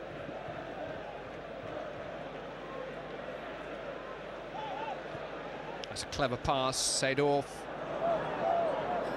tried to lift it into Borriello. Ferdinand and Vidic have resisted pretty well tonight. Pirlo. Abate is onside. And the header is just over from Huntelaar. He's missed some chances in this tie.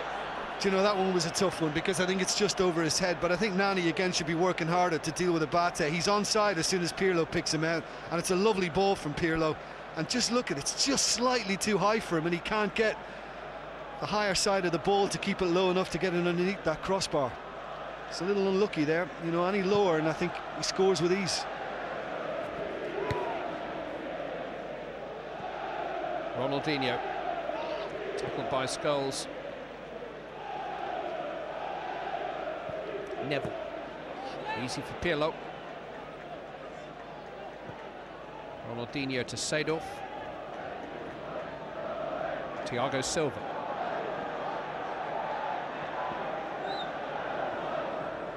Now Borriello. Seedorf. Flamini was on the charge, but the pass wasn't particularly well directed. No, but Seedorf has brought life to them. You know, he's given them a little bit more imagination, a little more guile now. He's prepared to get on it and try and make things happen. And just that area he's operating, he's trying to just get behind Paul Scholes all the time and find that bit of room. Really looking for a hat-trick. Just couldn't quite beat Abbiati to it.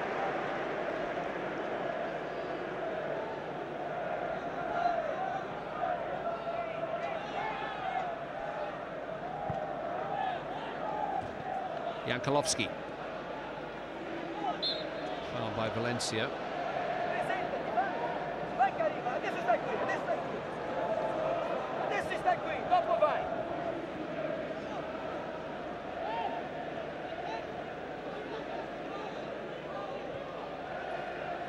Flamini.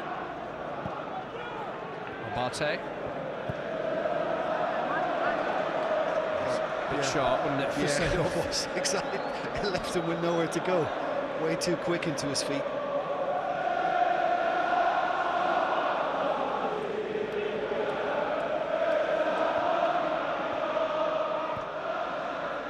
Rooney. Nani. Turned away by Ambrosini, only as far as Nani. Pirlo is there.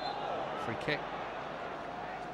That's what I mean, that's the kind of challenge. Okay, that was gentle enough from Nani, but you know, stay away. You don't need to go there. Just, you know, talking as well in the first half again about Rooney and his heading and how much he's come on in that regard, but you know, I also think his technical ability has gone up a level. You see him now in tight positions when he's under a lot of pressure, and his first touch, I think, has just gone on to much higher plane now. It's superb at times.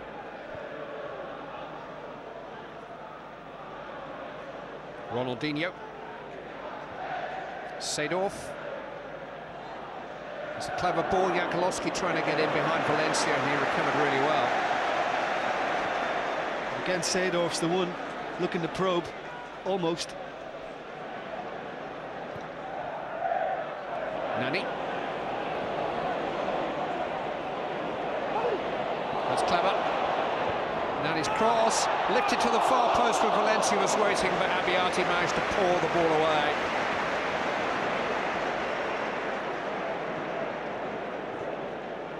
It's good play from Valencia as well, Clive, because, you know, he could have loitered and just hung out there, but that's really what you've got to do. One winger's crossing it, the other's got to tuck in and see if he has a chance. Keeper did well. Seedorf. It's way behind Huntelaar. Breakdown in communication between the two Dutch internationals. And again, I thought, you know, he got past the Abate with ease again. It's a tricky one for the goalkeeper. There's a good strong hand on it and needed it because Valencia was just thinking about the not in.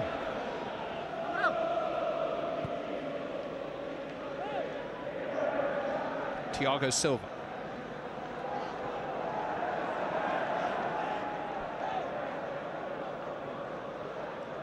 Seedorf to Flamini. Borriello. Seedorf. Ronaldinho. Manchester United just keeping Milan at arm's length. Jankulovski's cross. Header away by Ferdinand. Scholes to Nani.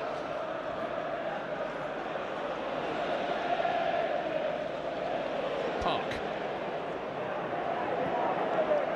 Valencia hugging the touchline now, coming infield and run at Jankulovski. Feeds Scholes into Ji-sung Park. And that's 3 for Manchester United.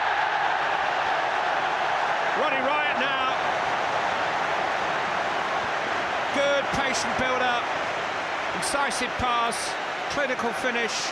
Ji-sung Park makes it 3 on the night and 6-2 on aggregate. Well, from 3 Milan players not getting back, make it 4 because Seedorf's not exactly busting the gut either.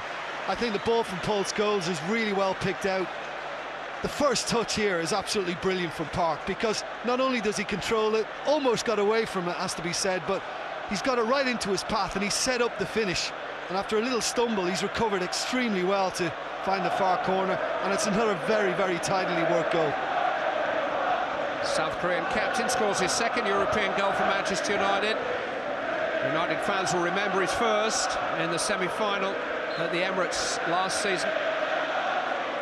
This in itself is not as significant, but Manchester United are now well beyond the reach of Milan, who are heading for a hiding if they're not careful.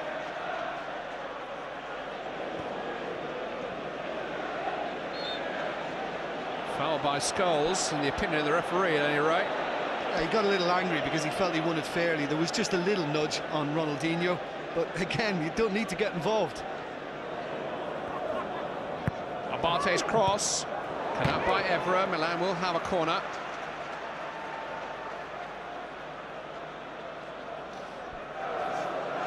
David Beckham is imminent.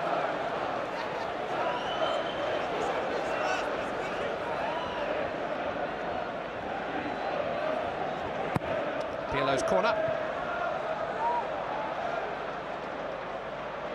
Valencia happy to dribble his way out of his own penalty area. Here's Darren Fletcher. Manchester United got men over here. Again, Milan are not chasing back. This is Rooney, and now Valencia. Showed a bit too much of that to Ambrosini, but was fouled, and Manchester United will have a free kick. He's a little unlucky, Ambrosini, come out from centre-back because he did get a heavy touch. Valencia gave him the chance, and he's just a little late in arriving. 7 years since the stray boots reputedly found its fateful way from the toe of an angry manager across the Manchester United dressing room. Hit the team's most famous player and hit the headlines too. The moment was seen as the beginning of the end for David Beckham and Alex Ferguson's Manchester United. But he is stripped off and ready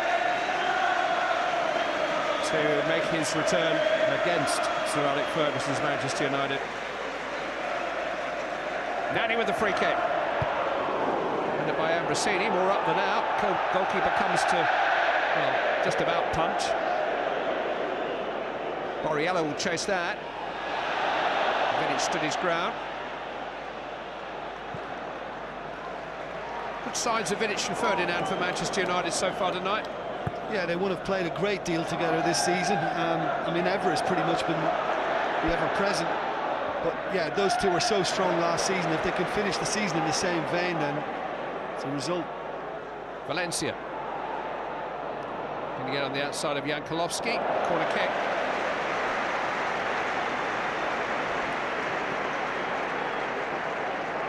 Is it going to make that much difference if he makes the change before the corner is taken? Teams don't like to make substitutions when they're defending a set piece. Everybody has their assignments. Sure. Good habits. Scholes. Valencia. Nani. Down he goes. Referee tells him to get to his feet. I think he knows the ball's gone, Clive. I think he knows that even if he got past Ambrosini, it's out of play. Just when he flicks it, he knows he's worked it too far ahead of him and he's looking for it. Not a penalty. Well, here comes the change. Ignacio Abate will make way. The 7-year itch to play again in a competitive club game at Old Trafford. And he's very publicly scratched by David Beckham. He's captain England here in that time. But this is the official homecoming. Not quite a prodigal son, but an opponent tonight, make no mistake about it, but a former player remembered and revered with great affection by Manchester United fans, particularly when they're 3-0 up. Well, yeah, I mean, it's almost the loudest it's been here. I mean, he's getting an absolutely fantastic reception, as we expected from the faithful at Old Trafford. It's the sign of a tear to the eye, too. He gets his first touch. Now they're booing him. Jankulovski. Huntelaar. Seedorf. Fergie, sign him up is the chant now. Ironic, I think. Beckham. Do you know what? It's a lovely gesture from his manager because the contest is over. Here's Ronaldinho. Pirlo to Beckham. Straight to Fletcher. Old habits die hard, David. Give it to the nearest red shirt. Park. Valencia.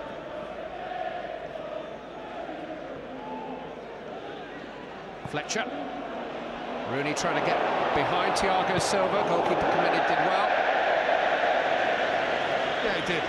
When your defender's under pressure like that, facing his own goal, you need your goalkeeper to come. He'll want a free kick, won't he? 22 yards, something ideal like that before the end of this one, just to have a chance. Wayne Rooney's not going to get a hat-trick tonight. That sore knee's going to be rested. An even bigger ovation for him. Dimitar Berbatov will come on in his place. And a change at right back too, with Gary Neville giving way to Raphael. Captain's armband. He's going to give it to Raphael. Give it to Beckham.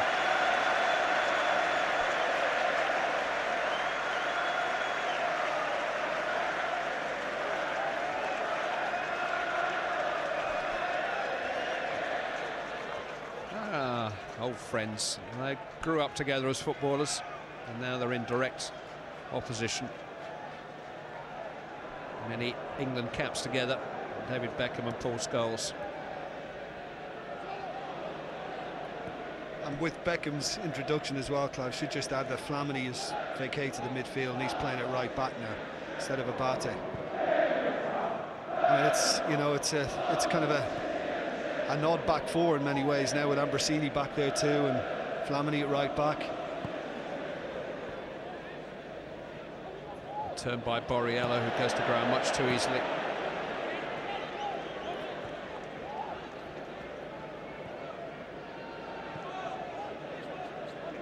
Scholes.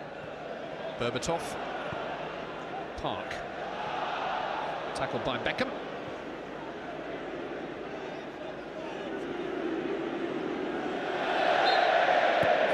Beckham.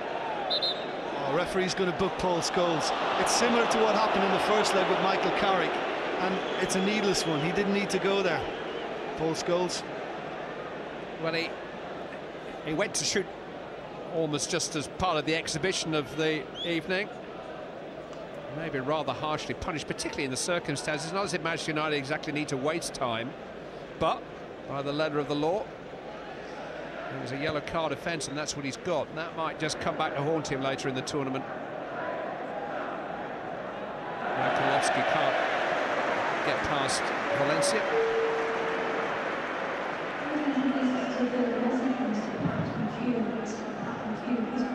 Well, Milan will now bring on a man who's scored more goals in European football than any other player, Pippo Inzaghi. He's actually joint top of that list with Raul of Real Madrid. Off comes Marco Borriello. And Inzaghi, who is used mainly as a late substitute now, has scored 3 goals for Juventus against Manchester United in his former life. A couple in the 2007 final against Liverpool. And you know how he's going to play now, because we're going to have one. Is he offside or isn't he? Because he always plays on the last man on the shoulder, and he always runs it very, very close on whether he stays onside. UEFA statistics confirm, despite the fact he's made only cameo appearances, nobody in the Champions League has been caught offside more times this season than Pippo Inzaghi is. Alex Ferguson once famously said he was born offside.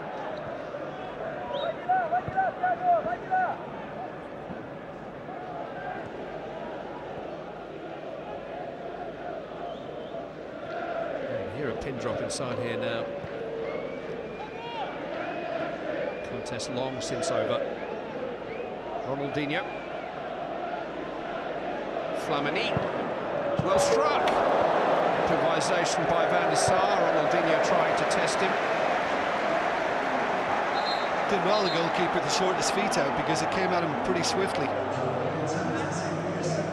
There's a little nick on it too, you know, a little deflection on it, so pretty much it helped it into his path, but still had to react well. Nice and sharp from Van der Sar.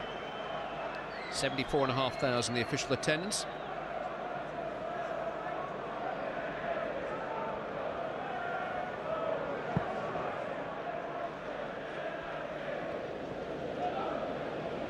Two goals for Rooney, 1 for Park. And Manchester United's aggregate lead is 4 goals.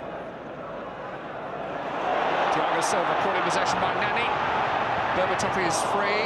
Thiago Silva did manage to recover, only a corner kick. He did, and he just had a little tug at Nani, which I think helped his cause and allowed him to get back and make the sliding tackle. You know, the ball back to him wasn't the best from David Beckham. Could have been quicker.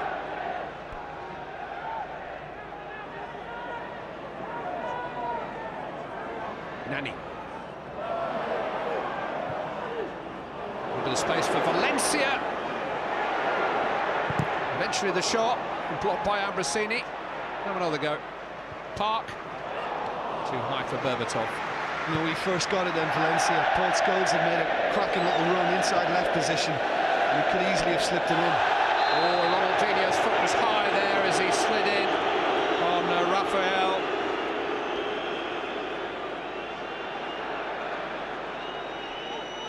It's a yellow card, which will mean a suspension, a European suspension for Ronaldinho.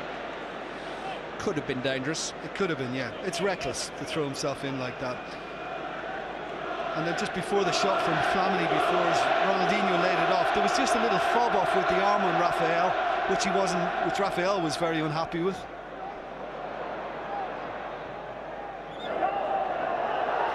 Goal kick.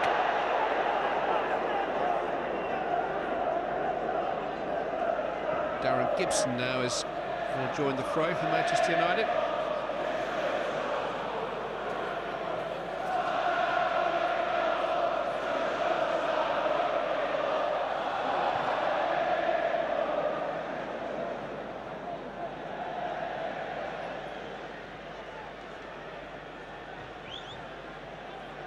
But with 20 minutes to go, this is a very impressive looking European performance by Manchester United. Milan are gathering ground on Inter in the Italian title race. Strong second position in Serie A, and they have been dismissed with something to spare here.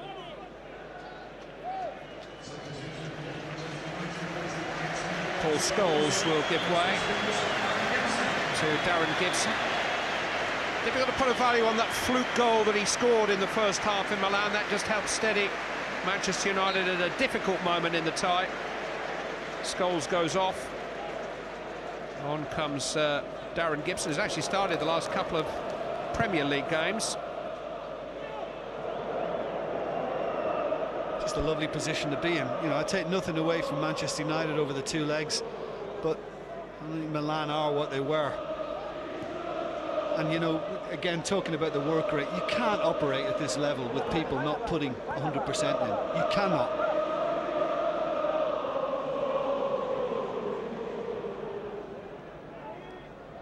Seedorf. I feel like I've got to keep my voice down here in case I distract the players. It is very quiet.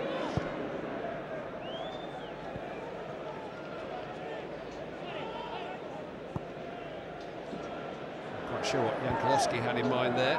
Flamini trying to make something of it. Vidic away. Zaghi, Flamini, Beckham.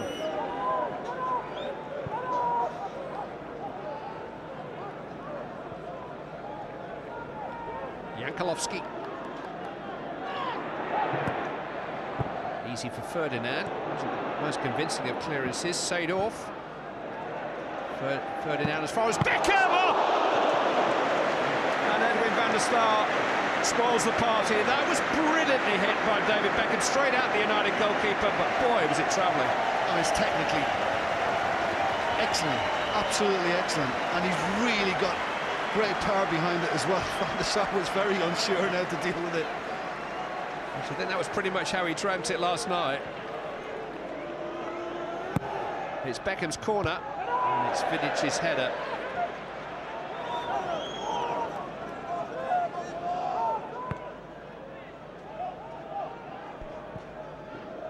Seedorf.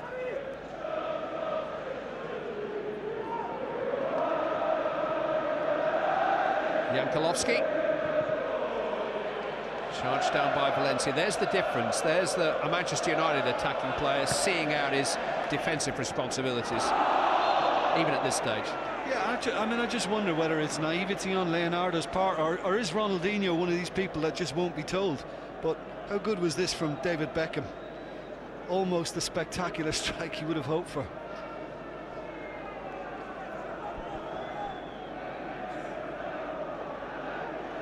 More minutes. Wayne Rooney's opening goal effectively condemned Milan to the role of would-be miracle workers, but when he scored within a minute of the restart, the tie was well and truly beyond Milan.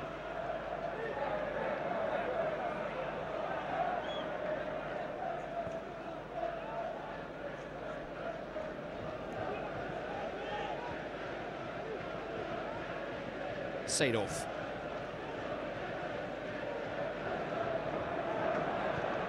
Slipped into Ronaldinho.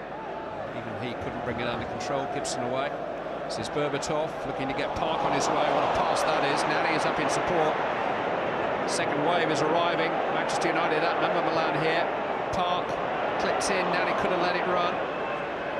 Eventually the back heel to Gibson. A bit of the momentum has gone now. Berbatov is offside. It's a pity because Ji-sung Park put a huge amount into that move for Manchester United. You know, he's involved all the way through, got through a huge amount of work, and he just delayed the pass, and Berbatov drifted.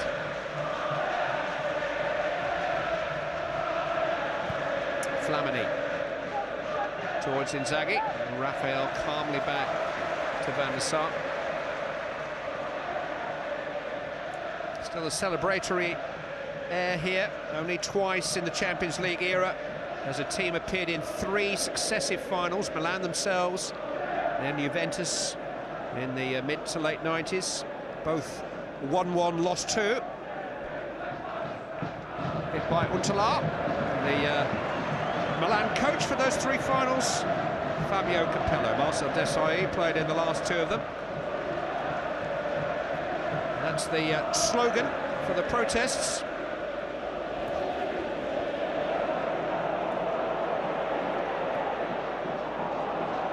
Raphael. Oh, the ball went out.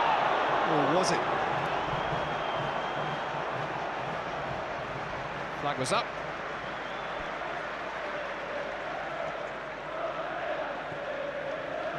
No. It wasn't completely out. The ball wasn't over the hole of the line. Valencia just gave him a little bit too much to do, though. I think Raphael was hoping for something a little better than that. It stretched him.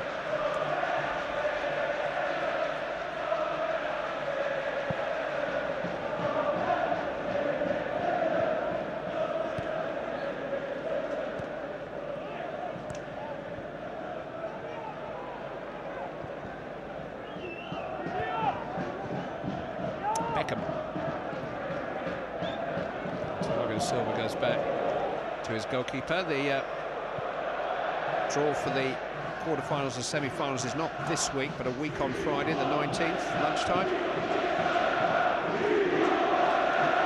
Quarterfinals are the last week in March, first week in April. Semis the last 2 weeks in April. Draws will be open. All English ties are possible.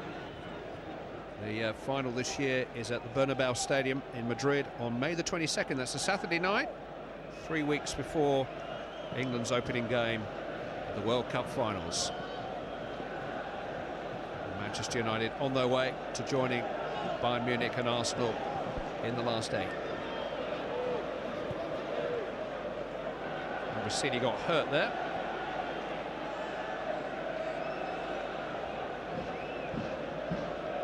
Beckham not going to outrun Darren Fletcher anymore. This is Flamini. Huntelaar. Beckham has got clear in behind Nani though. Now can he produce a cross? Doesn't he always? It's a terrific cross. Ferdinand had to deal with it, with Huntelaar loitering. Yeah, it was smashing ball from David Beckham. Once he's able to get it on that right foot, now he's always been a great ball striker over the years. That's never changed. Huntelaar was lurking just behind Ferdinand, had to get there. Beckham's corner's good too.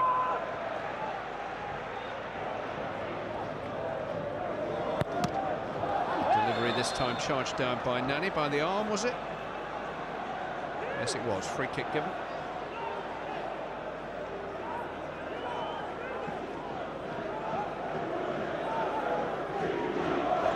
Now, did he try and sneak one in from here? Or is he going to do what most expect him to do, cross towards the heads? Parker needs to move to the left, and he is.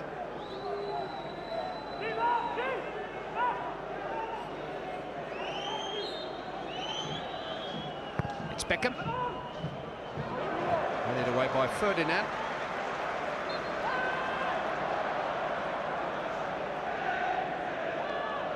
He's actually done quite well on those, Rio Ferdinand. He's gotten away quite a few tonight, a few blocks. And it's not been a night when they've been under great pressure at the back, United, but he's done quite well. Here is the England captain, non-playing captain so far. Berbatov to Park. Gibson. Easy enough for Flamini.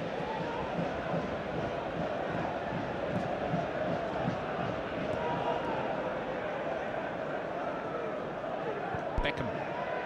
Cuts towards Inzaghi, who was offside. It's only a matter of time.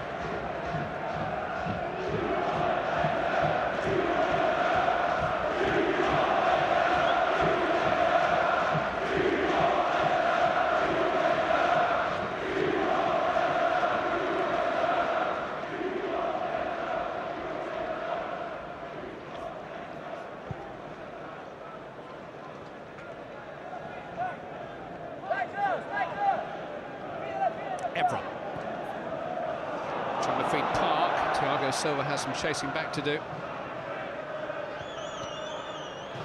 But again, the engine from Park is, you know, and the energy it's fantastic to watch. You know, he just never stops running, always looking for something to sniff out.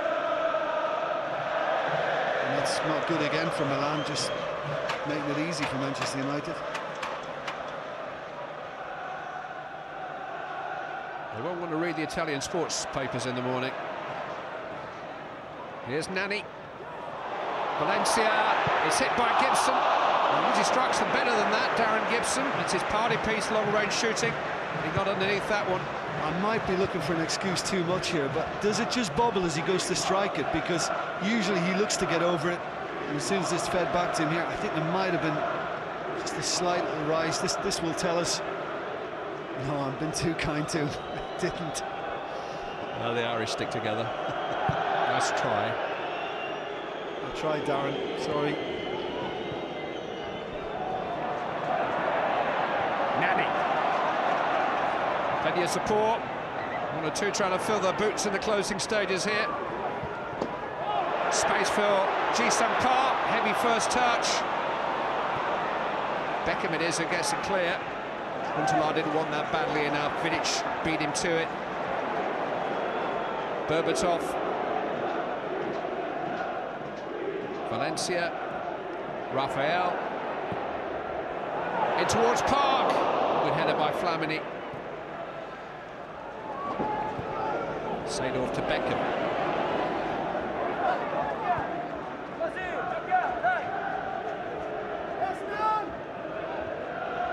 Ronaldinho. Beckham's cross. It's another really good one. Vidic away as far as Seedorf flags out. Against Inzaghi. Yeah, I think he's hurt himself as well in the process, Inzaghi. Huntelaar was far post, wasn't him, certainly Filippo Inzaghi. It looked as if it was going his way till Vidic intervened and the flag went up.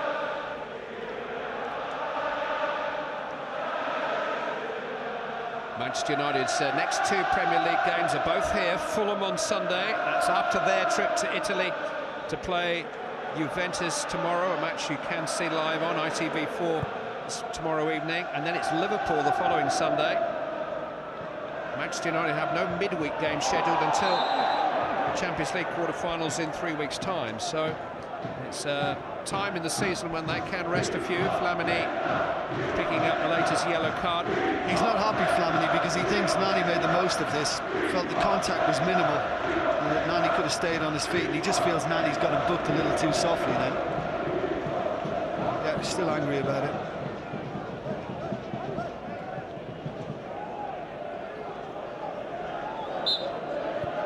Fletcher, Park.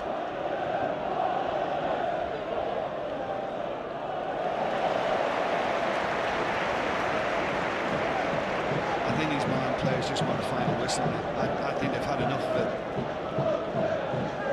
I mean, and United just seem to have kind of found a little bit more in the last few minutes, as if they want that 4th goal.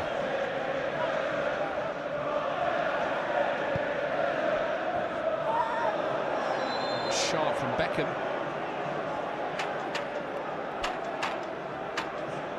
Darren Fletcher, who was saying in the press conference yesterday, he really looked up to David Beckham when he was a young player at the club. Certainly not going to start an argument at this late stage.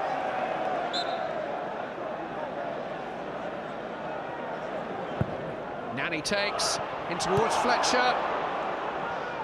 Shoved away though by Jankulovski, then Pirlo caught in possession by Fletcher, and here's Park, and now Nani. Pirlo manages to make up for it. He's fortunate, Pirlo, because you don't get that much time, and he dallied on it. Park's cross. Goalkeeper comes for it, has a bit of a flail at it. This is Nani. Now Berbatov. Here's Gibson. Manchester United toying with Milan. They are. I mean, Fletcher was coming on to that one. Nani could have just left it for him and he would have had a strike at goal, but they are toying with Milan now. Do you know, I think the early goal, though, for Manchester United, knowing it was very important to the proceedings tonight, I think it just gave them the chance to pick and choose and approach it whatever the way they wanted after that, and they've just been in control. Valencia. Here's Park. Crossed in by Raphael. Fletcher! That rounds off the night nicely. Darren Fletcher sliding in to head Manchester United's 4th goal, his first in Europe. And amazing to think that the tie began with Milan scoring inside 3 minutes. Now in the final 3 minutes of the tie, Manchester United make it 5. Well, it's whenever Manchester United want to step it up, it's there for them, you know, at will. And it's a cracking ball in, isn't it, from Raphael. And Fletcher's just loitering on the far post, gambled, got there ahead of Abbiati. And it's a rampant Manchester United tonight, and a sorry Milan. 4 on the night, 7-2 on aggregate.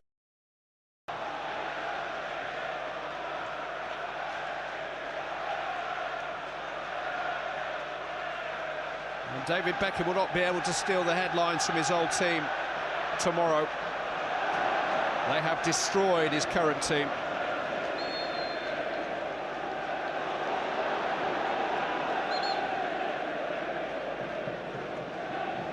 I think you could see as well from conceding the first goal that Milan thought, oh no, here we go, this is exactly what we didn't want. And then of course the way the first half had gone, Leonardo thinks, yeah, I can get into them, I can still give them a little bit for the second half, and then Nani finds Rooney, and within an instant again it was gone for Milan. So it couldn't have been any worse really for the visitors tonight.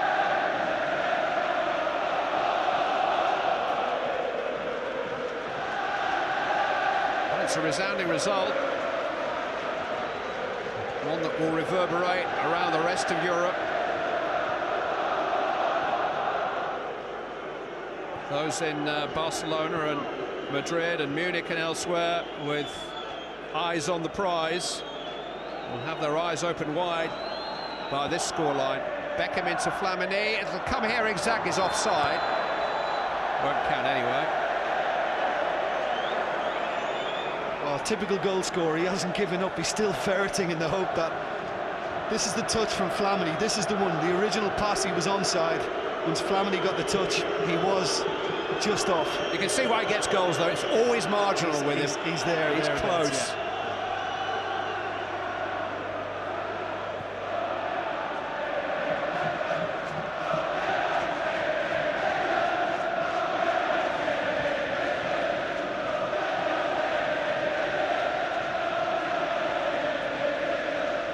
Victorious again.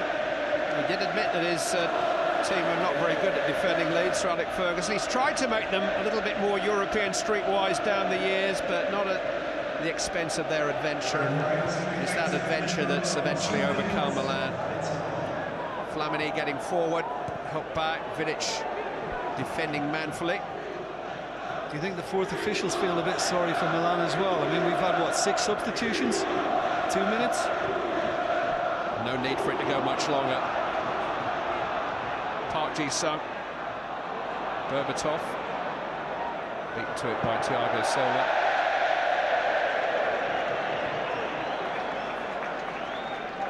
Beaten 4 times, Christian Abbiati. Dida beaten 3 times in the first leg.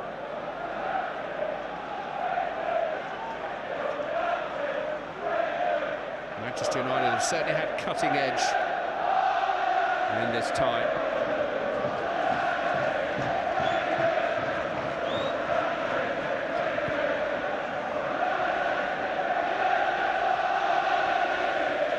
Ronaldinho, Jankulovski, Pirlo.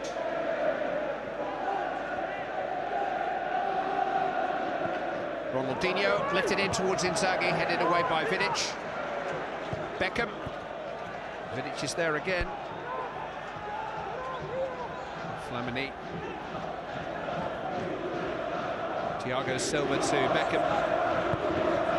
That's a searching cross. Oh, and Inzaghi missed it, and he wasn't offside that time. What a cross. Well, I think the reaction from Inzaghi says it all. You know, a lovely ball in from Beckham, and you just think, stick a foot out and I get there. And I think it's just glanced somewhere off his pad, isn't it, or his knee. Just clips Ever on the way through, takes it beyond Vidic. Oh, he does get a touch, but not enough. You know, any decent touch and it's in. He has delivered wonderful crosses again on this right-hand side, and you know, it's a position in the England team which is far from nailed down by anybody at the moment with Aaron Lennon's injury problems. But that's it for the future. For the present, Manchester United have confirmed their superiority over Italian opponents again. Comfortable winners on the night by 4-0. 7-2, the aggregate victory. David Beckham is starting to walk towards the managers, but Sir Alex Ferguson has already shaken hands with Leonardo, who's gone. It's Rooney's night, not Beckham's. Manchester United are through. Yes, a performance of real Champions League class from United, especially Wayne Rooney. They join Arsenal in the quarter-finals. We'll join Marcel Desailly and Andy Townsend for their thoughts after the break.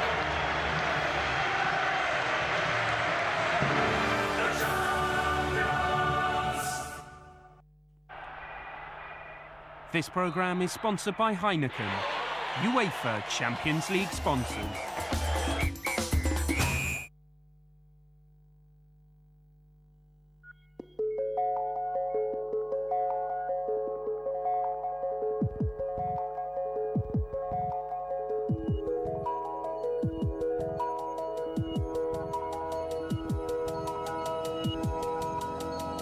Where our exploration ends, yours begins.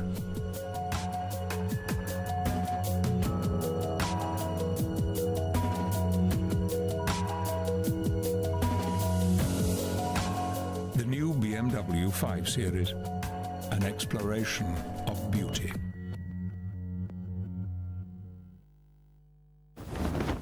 When a job's got your name on it and you work this hard, you need a paint that gives you a professional finish. Wix have reformulated their paint. When tested, 8 out of 10 professionals preferred the coverage and finish of new Wix white vinyl matte emulsion to the brand leader. Try it yourself and you'll understand why. A new paint range. It's got our name on it. Wix.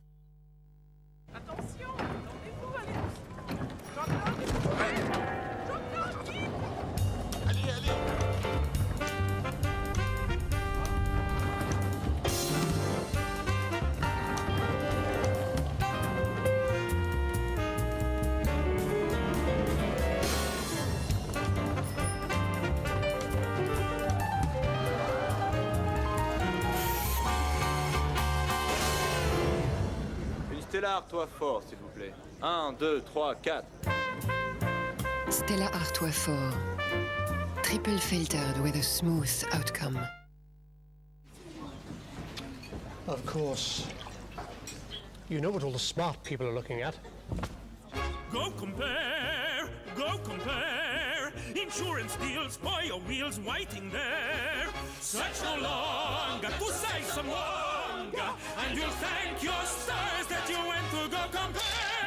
Any other tips? Don't have the fish. Yes, you thank your stars that you went to go compare. 3, 2, 1.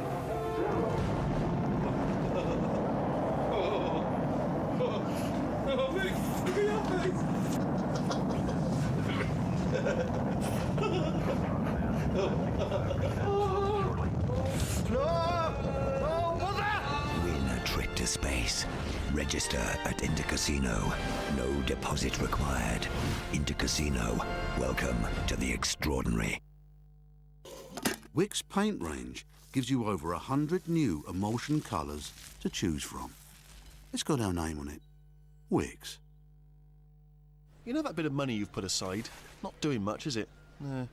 But with a tax-free ISA from Barclays, it can perform better than you thought. The sun will come out tomorrow. Bet your burden dollar that tomorrow. Oh, there you are, I see. Perform better than you thought. I wonder where this one was going.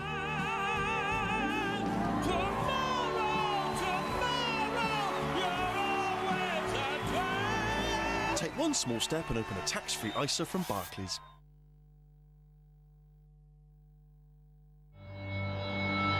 This programme is sponsored by Sony, UEFA Champions League sponsors.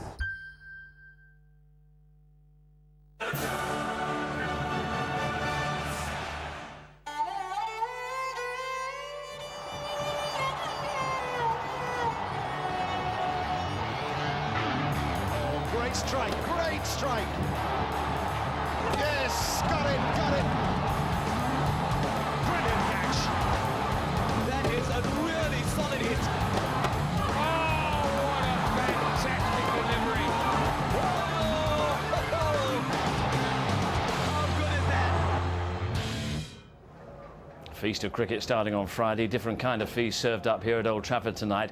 United 4-0 winners, knocking AC Milan out of the Champions League. And David Beckham experiences another of those great Old Trafford nights, but not quite in the manner that he hoped. And he also adopted the green and gold, which increases his popularity in these parts, but it was a red night in every respect. And he's with Gabriel Clark. Well, he will probably never want to remember the result, but what about the occasion?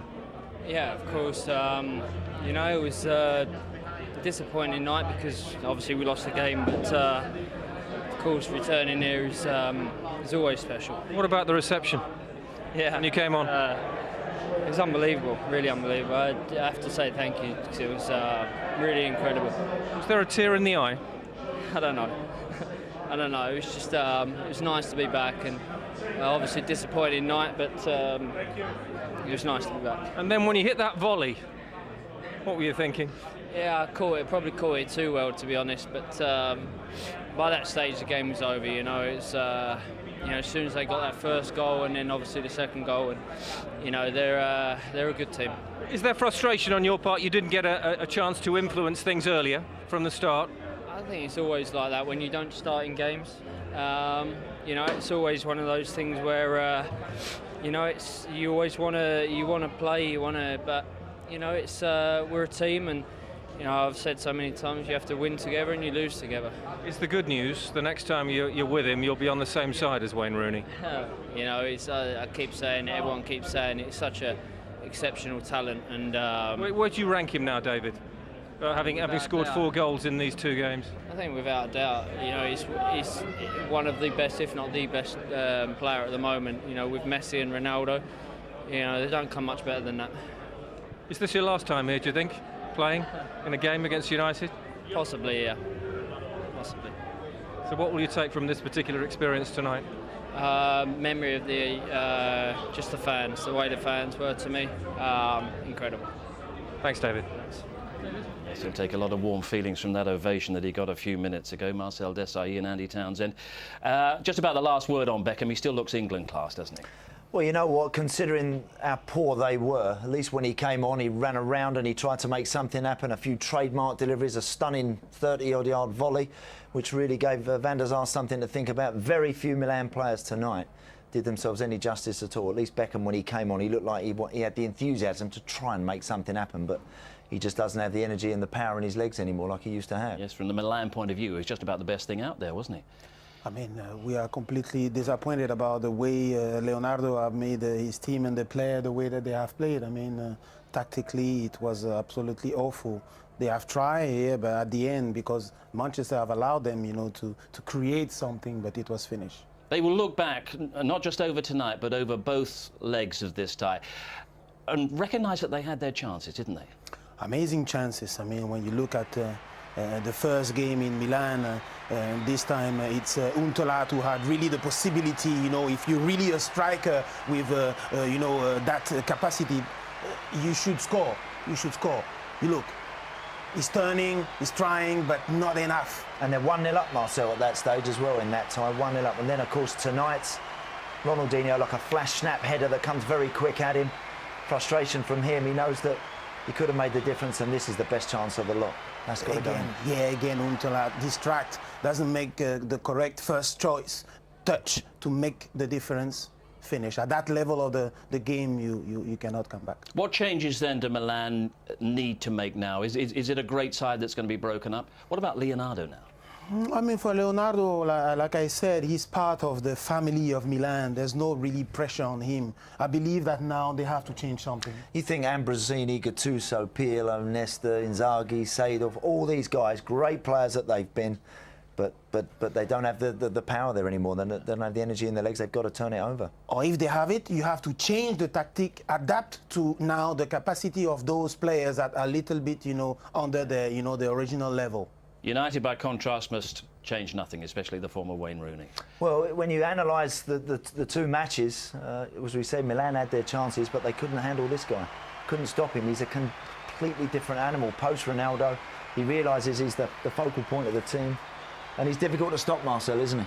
Oh yeah, for sure. I mean, it's amazing. I mean, how he's focused in the area, how he captured the attention, how straight away you see him make his move, and he's asking for the ball behind the defender. He cannot do anything because he's hiding and he disappears suddenly. Yeah, it's very, very difficult because he drops off into the midfield areas. Then he gets himself in these. He's got that instinct. He's developing, that instinct now of realising and understanding where he needs to get to. Look, as soon as he recognises now he has the ball, can I get myself into the danger zone? There it is again.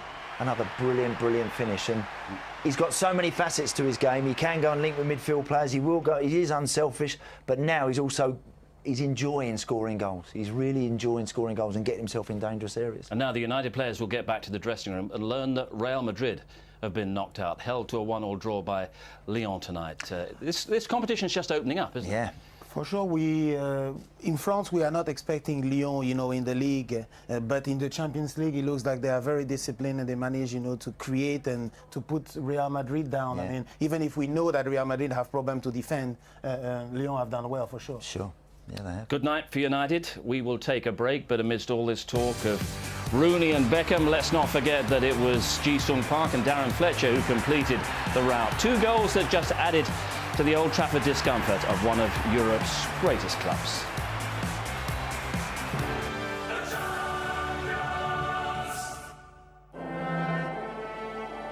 This programme is sponsored by Heineken, UEFA Champions League sponsors.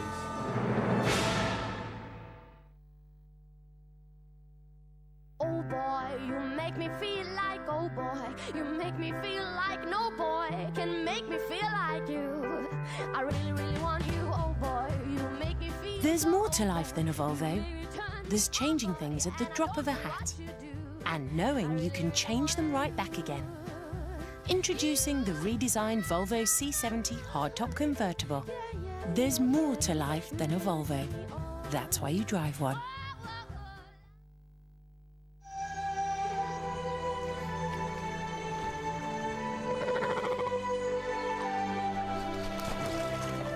In Guilin, China, fishermen use local experts to help them catch more fish. At HSBC, we use local investment experts to help your money achieve its potential. So World Selection is available as a tax-efficient ISA.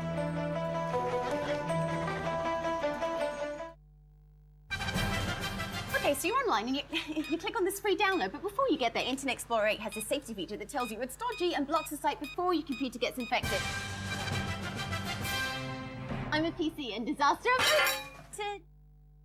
Some rules can feel outdated, like Freeman supposedly still being allowed to drive geese through the city of London.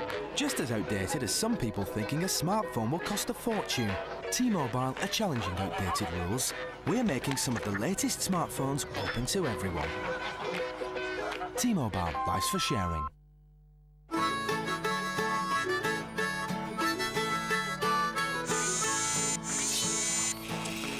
You're so lovely, girl, you got me on my knees. If I find out you like turtles, then a turtle I'll be. You're so sweet, girl, like honey in the sea. Women get bored easily. New Link's Twist, the fragrance that changes.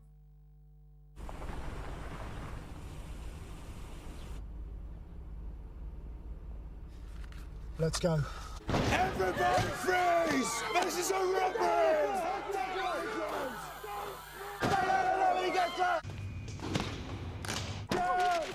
Don't touch that button. Let's go, boys!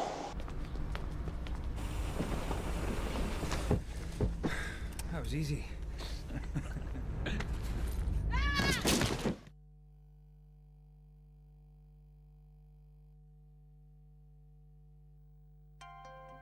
It's been a while since I needed a tie. Dad, you're going to get this job. I know it. Just for Men targets only the grey in 5 easy minutes. How did it go, Dad? Darling, I think I'm gonna need more ties. Yes! Just for Men.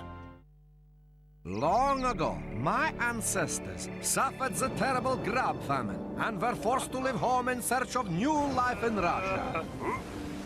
They did not go through all that to give you a quick deal on your car insurance. Compare the meerkat.com, compare the market.com. Simples.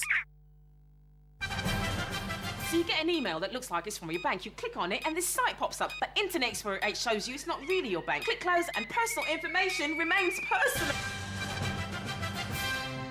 I'm a PC and that's all you need to know.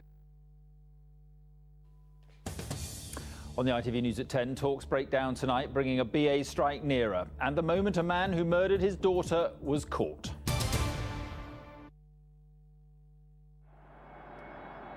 This programme is sponsored by Sony, UEFA Champions League sponsors.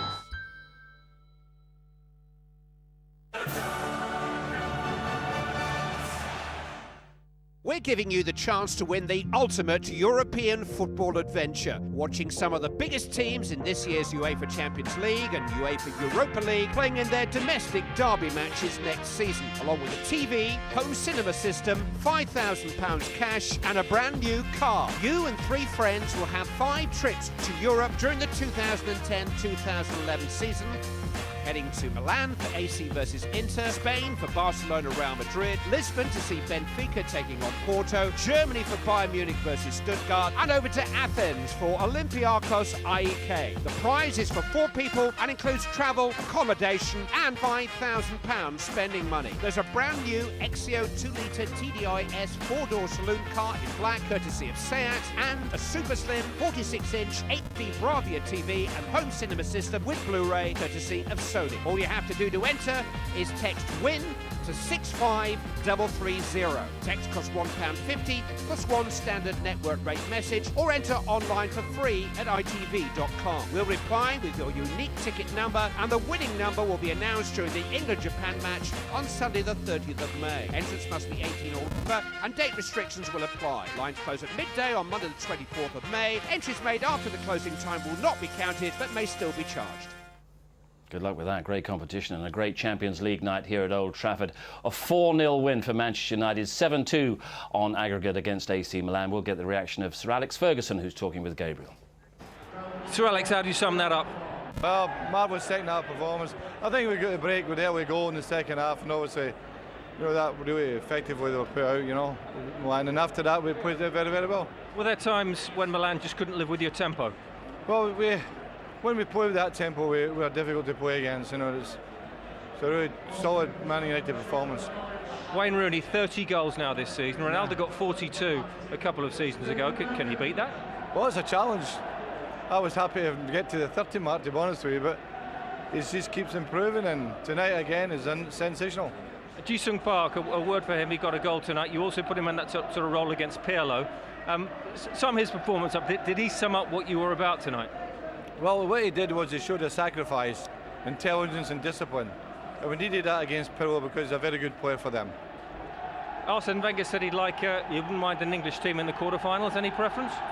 Well, you were there, and with that kind of team I've got, it doesn't matter who we play. Well done. Thanks, Gabriel. Fears nobody, and one great obstacle is out of the way with the exit of Real Madrid tonight. Pjanic's equaliser for Lyon, who beat Real Madrid 2-1 on aggregate. The final, of course, in Madrid, but Real Madrid are out. After what you've seen tonight, you just about make United favourites, would you? I think so. I mean, you look at Barcelona, of course, they play Stuttgart next week. You would expect them to come through that. Then probably you'd be looking at United and Barca as the 2 outstanding teams. But at this stage now, there are a lot of sides. I mean, it wouldn't have given Lyon much of a prayer tonight to go to Madrid and necessarily get what they did, but all credit to them. So you must take nobody lightly now. Only a fool would take them lightly at this stage. And of course, Chelsea are in the mix. Arsenal came through in some style last night. For sure, we are hoping that Chelsea will manage, you know, to get, you know, in the difficulties of Mourinho, you know, position and for the game, but. I really believe that Manchester have a great team. I mean, where they can adapt themselves to any sort of team that is coming to play against them. It's something huge. You can see how he's confident to his players and to his team. It's huge. But what is the particular quality that other teams will fear about United? Sir Alex there was talking about tempo. I mean, because he can adapt his tactics like he wants. I mean, the wingers, we talk about Valencia, Nani, he can change them in any position that they get. They deliver, you know, a very quality, game. When you see Jason Park that is capable to mark PLO, and completely cancel PLO, and at the same time push forward and make the difference. We were worried about Gary Neville, you know, towards Ronaldinho, but at the end of the day, it's Gary Neville that have really pushed and be very serious on his position. The only thing you've got to worry if you're United is what happens if, and God forbid, anything happened to Wayne Rooney. I mean, he scored, that's 30 for him now, Marcel. 30 goals for him. Yes. Yes and no at the same time. Can they go the distance? Could they win it without Wayne Rooney? But at least the defensive block is huge. We have not talked about the return of Ferdinand. That, do you feel they're secure enough at the back? Oh yes. The defensive block is amazing. We have Carrick that will be back. I mean, it's great for that. It's first of all the block. And after you have great talent that anytime make the difference. Berbatov looks slow, but he's also, you know, when he comes in, bring his own, contribution. And of course, Rooney is great news for United, great news for England as well. Well, and for himself, you know, because it is not easy. Lots of strikers have come to this club and led the line and haven't done it and have failed and have looked back and probably thought, I should have done more, I should have done better. What he has done now, he has relished the opportunity of being the main man.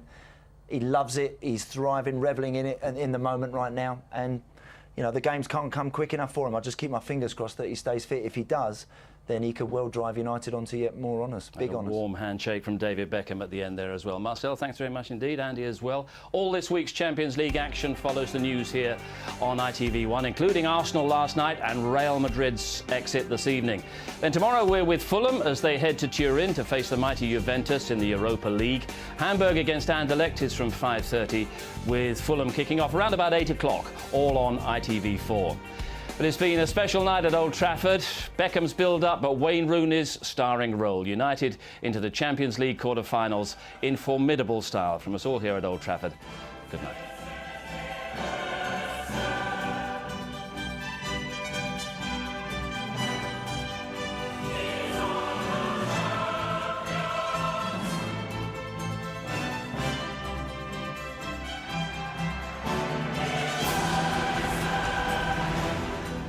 This programme is sponsored by Heineken and Sony, UEFA Champions League sponsors.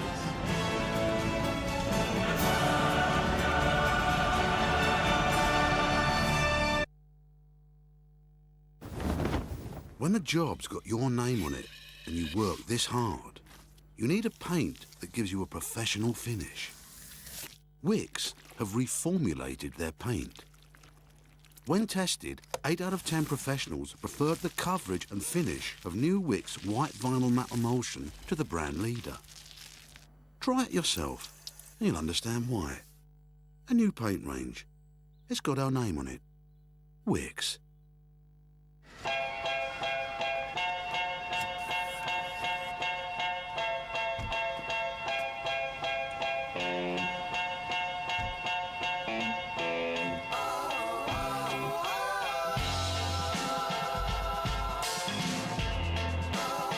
Introducing the new Peugeot 5008 Compact MPV with 7 seats. Enjoyed by families, loved by drivers.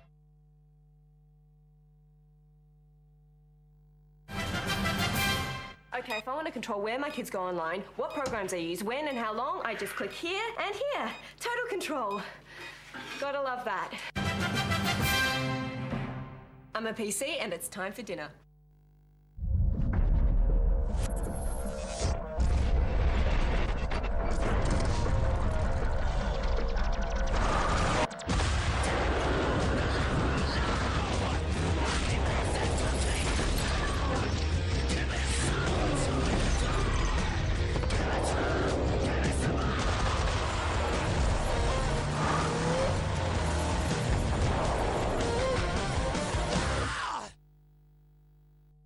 Everyone loves going to the movies. That's why we've created the new Orange Wednesdays app, so you can see what's on, check out previews of the latest films and choose which ones to see, find out when they're playing, and even read reviews to see whether they're an absolute must-see or an embarrassing wait-for video. And anyone on Orange can get a 2-for-1 ticket straight from your phone. All you have to do is work out who to invite. They might even get the popcorn in. The free Orange Wednesdays iPhone app. More from Orange for you. Excuse me, which tube is it for Euston Station? The eustachian tube connects the ears to the back of the throat. Which line? A vertical line dress can enhance your figure. No, I just need the underground. Underground dungeon. Underground hip-hop. Do fairies live underground? Brian Ferry. Oh, crying out loud! The mating cry of the howler monkey.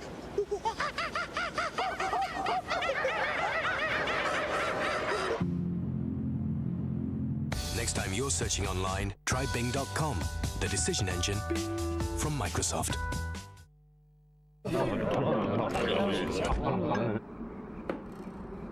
Miniature prices to Yorkshire from £10 one way at eastcoast.co.uk. Wickes paint range gives you over 100 new emulsion colours to choose from. It's got our name on it. Wickes. Okay, so you're looking for a file and you forgot what it's called or where it is. Just start typing any word you remember into the start menu and up it comes. 7 seconds. I'm a PC and where are you going? To test drive the new 7-seat Peugeot 5008, text family to 60222 or visit your nearest Peugeot dealer.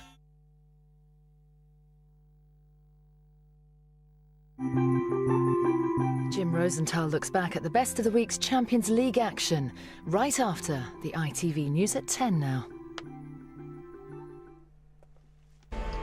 Failed by the authorities for decades, the two daughters abused, raped and forced to bear 9 of their father's children. It will be clear that we failed this family and nothing should shield us from that fact.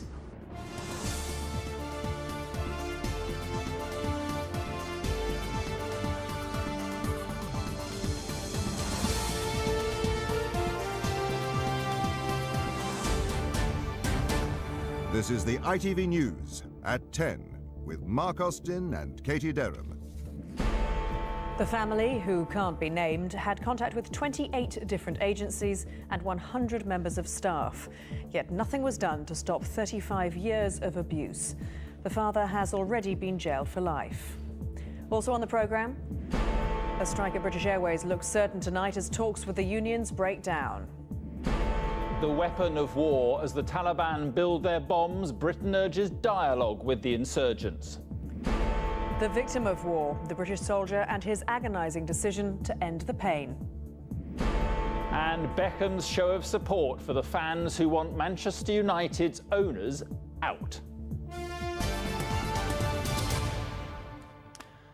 Good evening. For a quarter of a century, a man raped his 2 daughters and fathered 9 children with them. And today we learned his brutality took place under the noses of 100 social workers, police officers, doctors and nurses.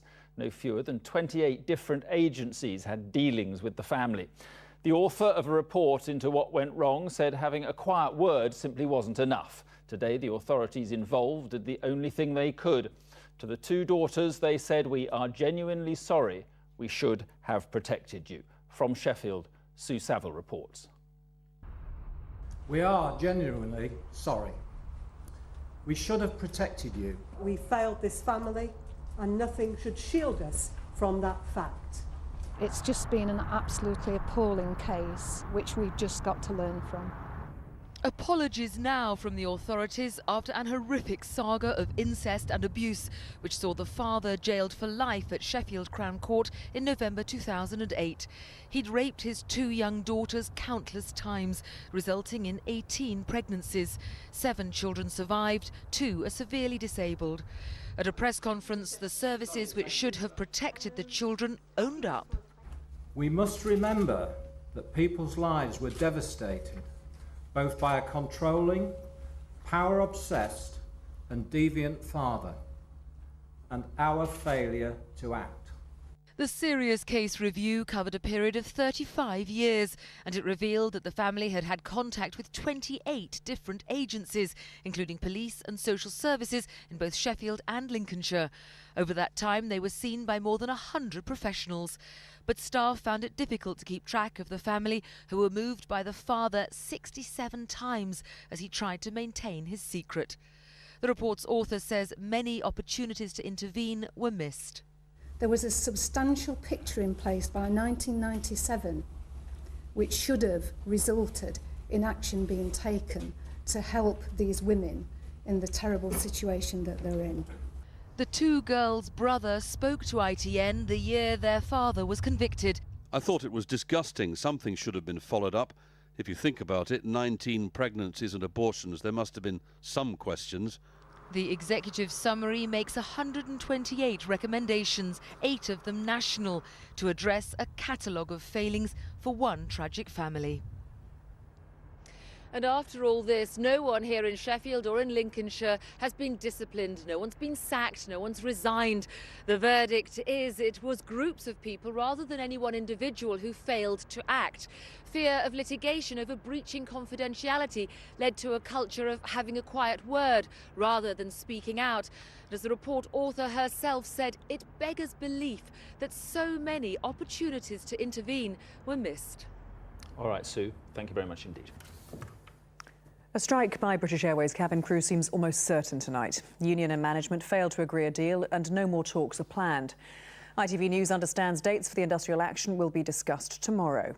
Our consumer editor Chris Choi is at the TUC where those talks broke down this evening. Chris. Well, what happened here today was that the union put forward its final cost-cutting proposals. BA turned those down. It's my understanding that at that stage, the union said that's it, no more talks. Instead, tomorrow they'll get together to discuss possible strike dates, and that throws attention onto BA's controversial strike survival strategy. With talks over, this airline is heading on a collision course likely to cause deep divisions. Thousands of company volunteers are being trained to replace striking cabin crew. Then stand and wait for the safety demonstration to finish. BA refused to allow our cameras into its courses. We did film similar training at another venue. This kind of evacuation slide training is just part of what the BA volunteers will go through. The Civil Aviation Authority tell me that they have approved and checked the course, yet still some people claim that the new BA cabin crew will have gaps in their knowledge. Many of the 6,000 volunteers are ground staff without cabin experience. Passenger comforts may be at risk because their training centred on safety, not service. And the union is now openly questioning the airworthiness of BA's plan. It's not a question of scaremongering. I mean, the reality is that I'm sure that there is a whole host of members of the public who would question whether or not individuals who've had a few weeks training, a few days training in some instances, can suddenly have the skill and the professional ability to cover all of the eventualities that can take place on an aeroplane. We've learned 1,000 fill-in flyers are already trained, 300 are pilots. Their course is much shorter than the standard 20 days. Britain's cabin crew safety regulator agreed to talk about the BA preparations. In some ways, the ultimate question is, would you personally be happy to fly with your family on one of these aircraft with the volunteer cabin crew? The standard of safety has not been affected. The safety training provided for these volunteer crew is of an equivalent standard to that all other crew have received. Tonight, Britain's flag-carrying airline faces one of its toughest journeys and much relies on BA's new cabin crew strike force. Chris Choi, ITV News. In a week when British lives are being lost every other day in Afghanistan, Britain tonight called on the Afghan president to hold talks with Taliban leaders. The Foreign Secretary, David Miliband, said Afghans needed to work for a political settlement just as hard as Britain and American troops are fighting. But in pictures filmed exclusively by ITV News, Taliban fighters say they will only stop if those foreign troops leave. Our international editor, Bill Neely, reports. In the Tora Bora mountains that once sheltered Osama bin Laden, Taliban fighters prepare to kill foreign troops. They were driven out of these caves, but now they're back, making bombs. They showed ITV News how they assemble them, on top of fertilizer, metal car parts, nails, glass, crude and deadly shrapnel. We use anthrax too, he claims, so when the bomb explodes it produces a toxic anthrax cloud. He offered us no proof that the Taliban are making chemical bombs. He identifies himself as Regional Commander Mullah Daoud. He says foreign troops should get out of Afghanistan. Sending more is no solution. They'll simply face more resistance. Karzai can stay as president, he says, but the foreigners must go. And then, after adding razor blades, the 2 bombs in the pressure cookers are ready. This was a fake bomb. Afghan troops training, the US Defense Secretary watching and warning this week of very hard days to come. There is still much fighting ahead, and there will assuredly be more dark days. We need to set out how it will be ended. In the US, Britain's Foreign Secretary said there could be peace in as little as 2 years. He urged President Karzai to work harder for a political deal to include moderate Taliban. Now is the time for Afghans to pursue a political settlement with as much vigour and energy as we are pursuing the military and civilian effort. President Karzai will host a national conference next month. Today he was talking to Iran's President Ahmadinejad, who said foreign troops are no solution and should get out. The US accused him of stirring up trouble. Back in the mountains, the fighters leave to plant their bombs and cause real trouble. A coalition aircraft overhead makes them pause, but not stop. Their attacks and coalition deaths rising still. Bill Neely, ITV News. Well, British soldiers continue to pay a terrible price in Afghanistan, and our next report about one of them is both upsetting and inspiring. It is the story of Corporal Ross Austin, who was terribly injured in November 2008. For the last 16 months, he and his doctors have struggled to save his injured leg. Now he's decided to have the leg removed. It's happening on Friday. But he says it's all part of getting on with his life, and he's been talking to our correspondent, Paul Davis. Against each other? Or Here we go. Against each other. Against each other. It might seem an everyday family scene, but appearances can be deceptive. Ross Austin has fought a long, losing battle with pain and now dreams of things most dads take for granted. I used to play a lot of football. I used to, play football with my son, take him to the park, take him swimming, just doing all those sort of things again. Ross has undergone no less than 20 operations on the legs and knee shattered by a Taliban booby-trap bomb 15 months ago. Now this commando from Barnstaple in Devon has reached a desperately difficult decision. On Friday, his left leg will be amputated. His choice, he told me, and one he feels offers a better life. The last 3 and 4 months, it has actually been getting worse and worse each week. The pain has progressed quite badly. I want closure to this whole thing and just be able to get on with my life. So, and with the technology nowadays being, that good with the prosthetic legs that they're making, I'll probably be better off with a prosthetic leg than trying to keep my leg that's, that badly damaged. No one surely would argue that Corporal Ross Austin hasn't given his recovery the very best shot. We first met him in San Diego, California, at a centre that helps wounded servicemen and women reach their potential. It was there he talked about his darkest days. And there's been times when I thought about, would it have been better off if I had died? Today, he revealed, there'd been deep depression and anger to deal with, as well as his wounds. But with constant support from wife Sarah, son Aaron and their family, Ross recovered from that low point to incredibly complete the marathon in Washington, D.C. last October, raising $1 million for military charities. Reliving that inspiring day, Sarah Austin told me why, less than 5 months later, with painkillers no longer effective, the decision to lose the leg was the right one. A lot of the darker times sort of in the past now, that, we're looking forward. This is a positive thing. It's to a lot of people, they can't understand it. It sounds so drastic, an amputation, but it is, in some ways a positive thing because it means Ross can get on with his life. And getting on with life, it's hoped, could mean Ross returning to his old barracks, not as a visitor. I'm keen on trying to get back to work. I don't know how it's going to pan out. You know, I might struggle once I'm back at work, but I want to at least give it a try. It means losing a leg, but Ross Austin hopes he can return to the job he loves without pain and without his crutches. Paul Davis, ITV News, Barnstable. And we'll be following Ross throughout the operation and during his recovery. A more recent victim of the war was remembered today at his funeral. Sapper Guy Mellors, a bomb disposal engineer, was killed 3 weeks ago. The service was held at his hometown cathedral, Coventry.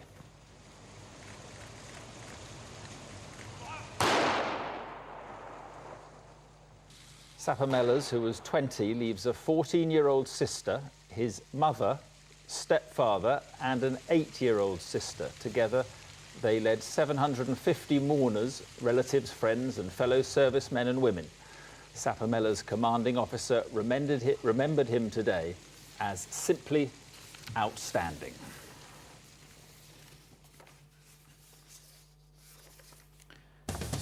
Still to come on the programme, a look at tomorrow's newspapers, plus the moment a murderer was brought to justice.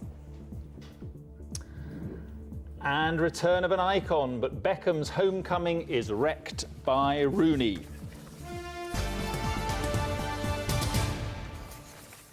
The Prime Minister says the budget will be 2 weeks today, and so has more or less confirmed that the election will therefore be on May the 6th. And he's more or less confirmed his tactics against David Cameron. Today he was stressing the importance of character and experience. Our senior political correspondent Chris Shipp reports. If character will determine who gets the keys to number 10, then we got a good look today at how each of the leaders will play it. In speeches, on studio sofas, and on the world stage of sorts. They all know time is finally running out. Gordon Brown went into his comfort zone, serious and economic, setting the date for the pre-election budget and hinting now was not the time to change the ship's captain. I believe that character is not about telling people what they want to hear, but about telling them what they need to know. And I will not let you down. Tonight, I'm going to go home and I promised the children pancakes for tea. David Cameron chose instead to play the Call Me Dave card today. Soft sofas, easy questions, but an emphasis as the candidate of change. A young guy who is passionate about this country, loves this country. I don't want to get too political this time of the afternoon, but thinks it's going completely in the wrong direction. Somewhere in the middle, the Lib Dem leader is having to muscle in on this fight. I am very different, the Liberal Democrats are very different to the old endless spin and sort of allegation and counter-allegation you get from David Cameron and Gordon Brown. And by confirming today the budget date as March the 24th, we're now closer than ever to knowing the election date. After a few days debate before Easter, Gordon Brown can then see the Queen on April the 6th, straight after the bank holiday weekend. Parliament would then be dissolved on Friday the 9th, leaving 4 weeks campaigning before the election on, surprise, surprise, May the 6th. Labour have clearly decided to rest on the experience of the Prime Minister, his claim that he's a safe pair of hands. David Cameron, on the other hand, will want to talk about change. He'll want to say, you're fed up with this lot, you need a new team in charge. Based on what they said today, you'd be forgiven for thinking this election is a choice between the serious one who steers us through choppy waters or the smiley one who makes pancakes for his kids' tea. It will, of course, be about much more than that, but the battle lines over character have now been drawn. In all likelihood, in 8 weeks' time, you get to choose which one you prefer. Chris Shipp, ITV News, Downing Street. His 5-year-old son is still missing a week after being snatched by robbers in Pakistan. But tonight, Samuel Saeed's father is back in Britain. Raja Saeed was with Samuel last Wednesday when the little boy was kidnapped. But Mr. Saeed flew into Manchester yesterday evening. He hasn't gone home. His family in Oldham don't seem to know that he's back. Well, our correspondent Neil Connery is in Pakistan tonight. Neil, it is frankly an extraordinary turn of events. Absolutely. The authorities here in Islamabad are making it clear they are unhappy with Raja's decision to return to the UK. The country's Interior Minister, Rehman Malik, saying that Raja remains a key witness in this investigation. It's something that police in Jhelum have repeated to us. We've spent a lot of time with Raja and his family in Jhelum over the past week. He invited us to stay with him last Friday when we arrived, and we did. And we've seen close up the strain that everyone in that family is under. I think many parents tonight would be wondering how it's possible that a parent in such a situation would be able to leave a country where their child had been kidnapped. Tonight we understand that officials from Pakistan's consulate in Manchester have gone to Oldham to speak to Sahil's mother and her family to see whether Raja has made contact with them since returning from Pakistan to the UK. While all of this is unfolding, I think none of us should lose sight of the fact that it is now 1 week since Sahil went missing, and the efforts continue here in Pakistan to find him alive and well. Neil, thank you. A father who stabbed his daughter to death as part of what he said was a suicide pact was found guilty of her murder today. Gary Fisher said 17-year-old Chanel had wanted to die because she had been raped. When police caught up with him, a TV crew filmed the dramatic arrest, as Helen Callahan reports. Police are chasing a killer on the run. He's gone north. And that chase is nearly over. This dramatic footage, shot by a TV company who happened to be filming with the police, shows the final minutes before officers caught up with Gary Fisher, who brutally stabbed his own daughter.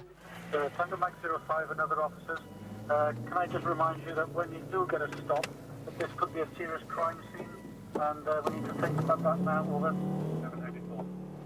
Closing the net, knowing that Fisher has been driving on flat tyres, police realise he can't be far away. Yeah, he went straight over it. Yeah. Another team are travelling in the opposite direction and tell them that Fisher's crashed into a mobile home at the side of the road. He's making off.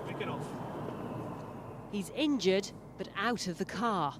It's time for the police to stop him escaping once and for all.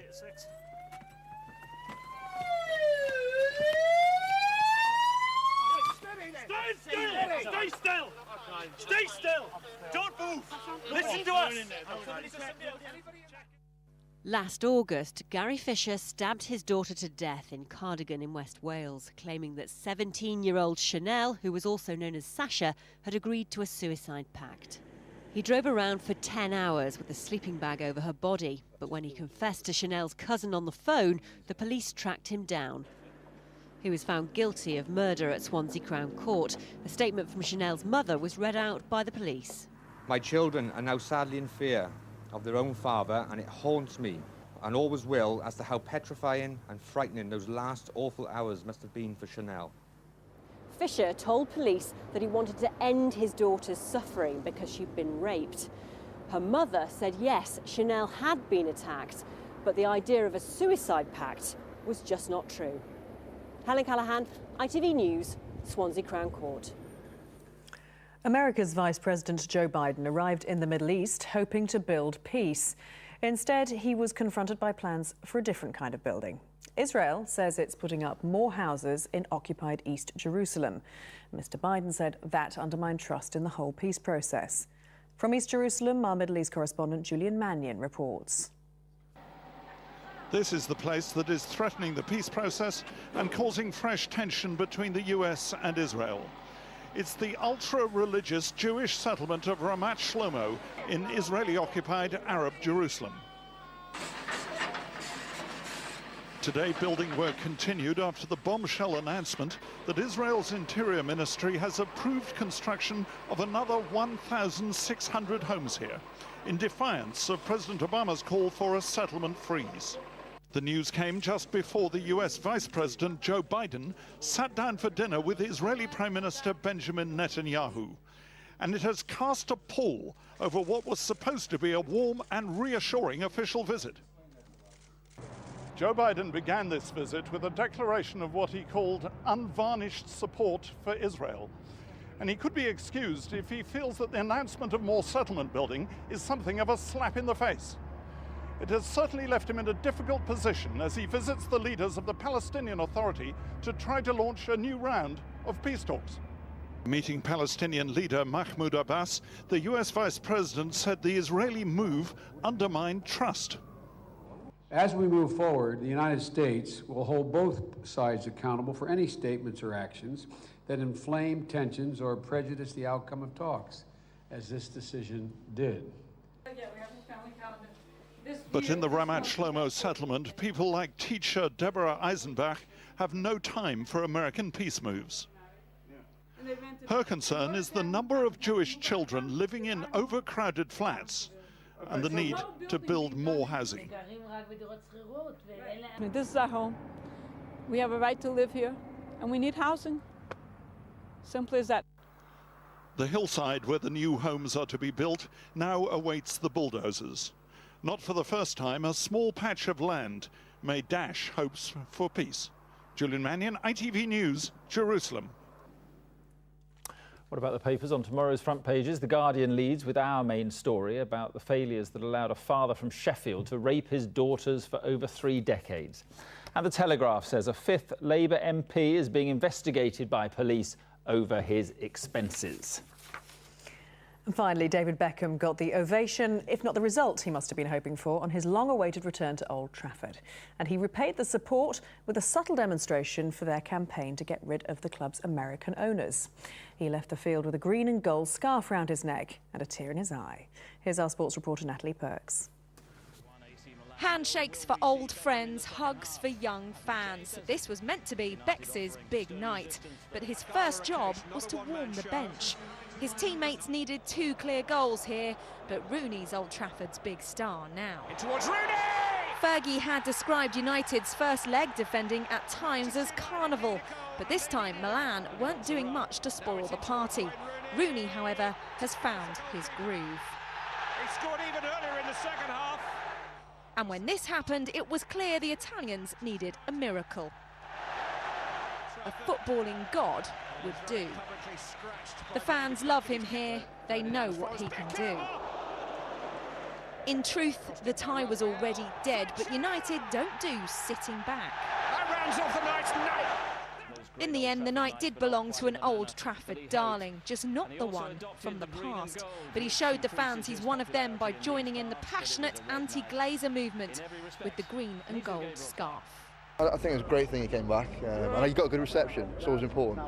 I'm so glad David Beckham picked up that yellow and green scarf at the end. It really showed the opinion of the real United fans, the real feeling of the club, that we're just wanting these people out, they're bleeding the club dry. Well, he would have utterly understood the symbolism of wearing that scarf. He will have endeared himself to fans even more. But there was no fairy tale comeback. United absolutely crushed Milan 7-2 on aggregate. OK, Natalie, thank you.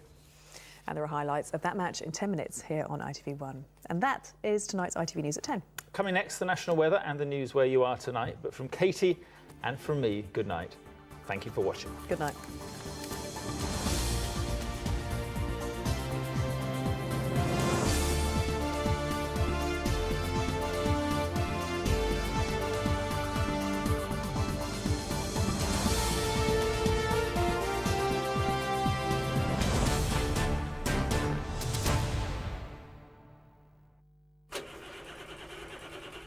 Oh, finally, mate. I can't believe you got me up for this. ITV1 National Weather, sponsored by Confused.com. Hello again, a very good evening to you. With high pressure still very close by, it's a largely dry and settled night, although a little light and patchy rain is starting to move in across the far north of Scotland. Still a very cold night as well, with a fairly widespread frost, but not quite as cold towards the northwest as it has been recently. So tomorrow we are going to be seeing slightly more in the way of cloud than we have done recently, but we've got this slice of sunshine right in the middle there, particularly across the eastern areas, where you'll be wondering what all the fuss about. It's going to be absolutely lovely for you. Having said that, during the second half of the day, the cloud and rain does sink a little bit further southwards. The rain not amounting to very much, but clouding up across many parts of the UK. We're also going to be seeing temperatures a little bit warmer towards the south, but the southeast itself remaining fairly chilly in a nippy wind. That's it. Good night. I'll see you tomorrow. ITV1 National Weather, sponsored by Confused.com.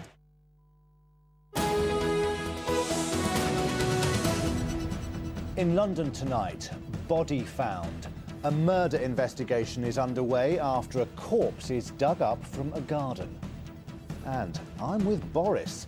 Support for the Mayor's fury over tube funding comes from unexpected quarters. Good evening to you, I'm Ben Scotchbrook. Detectives have launched a murder investigation after a body was found buried in a garden in Fulham. Police began their search at the house in Alderville Road yesterday following a tip-off from a member of the public. Murray Dron has the full story. Forensics experts were still removing evidence this evening after human remains were found buried in the back garden of this house in Fulham. Police discovered the body wrapped in a carpet beneath a patio following an anonymous tip-off. Police believe the body might have been buried in the garden of this house for between 15 and 20 years. At this stage, they have been unable to identify it, or indeed its age or gender. Police arrested and questioned a 52-year-old man who lives at the address. He's been bailed until the end of the month. 2 other men have been arrested and remain in custody. Local residents say they can't believe something like this could happen in their neighbourhood. I've lived here for a good 10 years or so. You don't really hear anything like this generally happening, you know. It's quite a shock to me, really, considering I only live around the corner. But, you know, I don't know the full extent of the story as of yet, as I don't think anyone else does. But, you know, I'm sure there's more things will come to light. But, yeah, it's very, very shocking. Not very used to this kind of thing happening in such a quiet place. While tests are being carried out to identify the body, police want to speak to anyone who lived in the Alderville Road area in the early 1990s. Murray Dron, London Tonight in Fulham. A council meeting to decide whether planning permission should be given for a new mosque in Sandhurst is expected to stretch into the small hours tonight. Some local residents are furious at proposals for a mosque to be built on the site of an old infant school, hundreds of yards from the Royal Military Academy. But the Bengali Welfare Association says the school is no longer suitable for worship. This building is 250 to 300 people with no toilet facilities, no washing up facilities. It's one of the oldest schools. It's no, you see, we put a lot of additional heating, but you never can warm up this place. So in winter we have to close it down.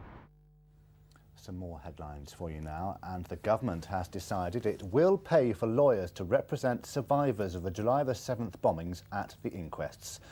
It follows a decision last week that families of those who died in the 2005 attacks will get legal aid. The inquests are likely to start in October. Another cyclist died on London's roads this morning after colliding with a lorry in the morning rush hour. A 27-year-old woman died at the scene of the accident at the Victoria Park Road roundabout in Hackney. And the University of East London has been chosen as base camp for Team USA at the 2012 Olympics. A new £18 million centre is due to open on the Docklands campus late next year. The British team, meanwhile, is booked into the Aldershot Army Base, 50 miles away. We end our news tonight with what many may view as a surprising meeting of minds.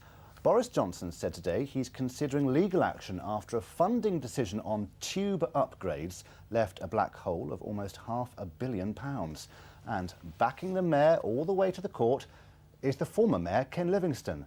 Our political correspondent Simon Harris has the details. It was supposed to deliver a tube fit for the future, but once again the public-private partnership is at the centre of a storm. The chickens have campaign finish. We will be looking at our legal options. This is all responsibility for Boris. In an echo of previous disputes, London Underground and the maintenance firm Tube Lines can't agree the cost of rebuilding the Jubilee, Northern and Piccadilly. This route might involve just 3 lines, but it has far-reaching implications. Some tube modernisation work might have to be postponed or abandoned. There's even a suggestion that fares and council tax bills will have to go up. Tube Lines originally wanted to charge £6.8 billion. London Underground called that daylight robbery. The PPP arbiter thinks a more realistic price is £4.46 billion. But London Underground can only afford £4 billion. So that still leaves a gap of almost £500 million. Mind the gap. My job is to set the fair price. I've set that at 4.46 billion. Now it's up to TfL and the Mayor to decide how that is best funded. PPP was the brainchild of Gordon Brown when he was Chancellor. He's never publicly conceded that the project has any flaws, and his current Transport Secretary is unsympathetic to Boris Johnson's plea for a government bailout. He certainly does have the money, £3.3 billion coming from the government alone this year. And of course, he's able to raise additional funds himself through fares and through the council tax. How he chooses his priorities is a matter for him. Mind the gap. I don't think that London fare payers, I don't think that the taxpayer should be bearing the cost of this. We will be looking at our legal options, and my strong view is it is either up to the government or indeed up to tube lines to come in and make up the difference. If it does end up in court, it won't be the first time. When Ken Livingstone was mayor, he was so convinced Gordon Brown had saddled London with a turkey, he asked the High Court to step in. He lost the case and PPP survived. For once in my life, I'm in complete agreement Boris is taking exactly the right line. If the government won't listen, then I think the Mayor should do what I did and go to court to try and stop this. PPP is the most complex funding deal in the history of the Underground. It has swallowed billions of pounds. More than a decade after it was conceived, it is still dogged by rows and wasted money. Simon Harris, London Tonight on the Tube. Right, that's all the news I have for you. Here's Robin with the weather.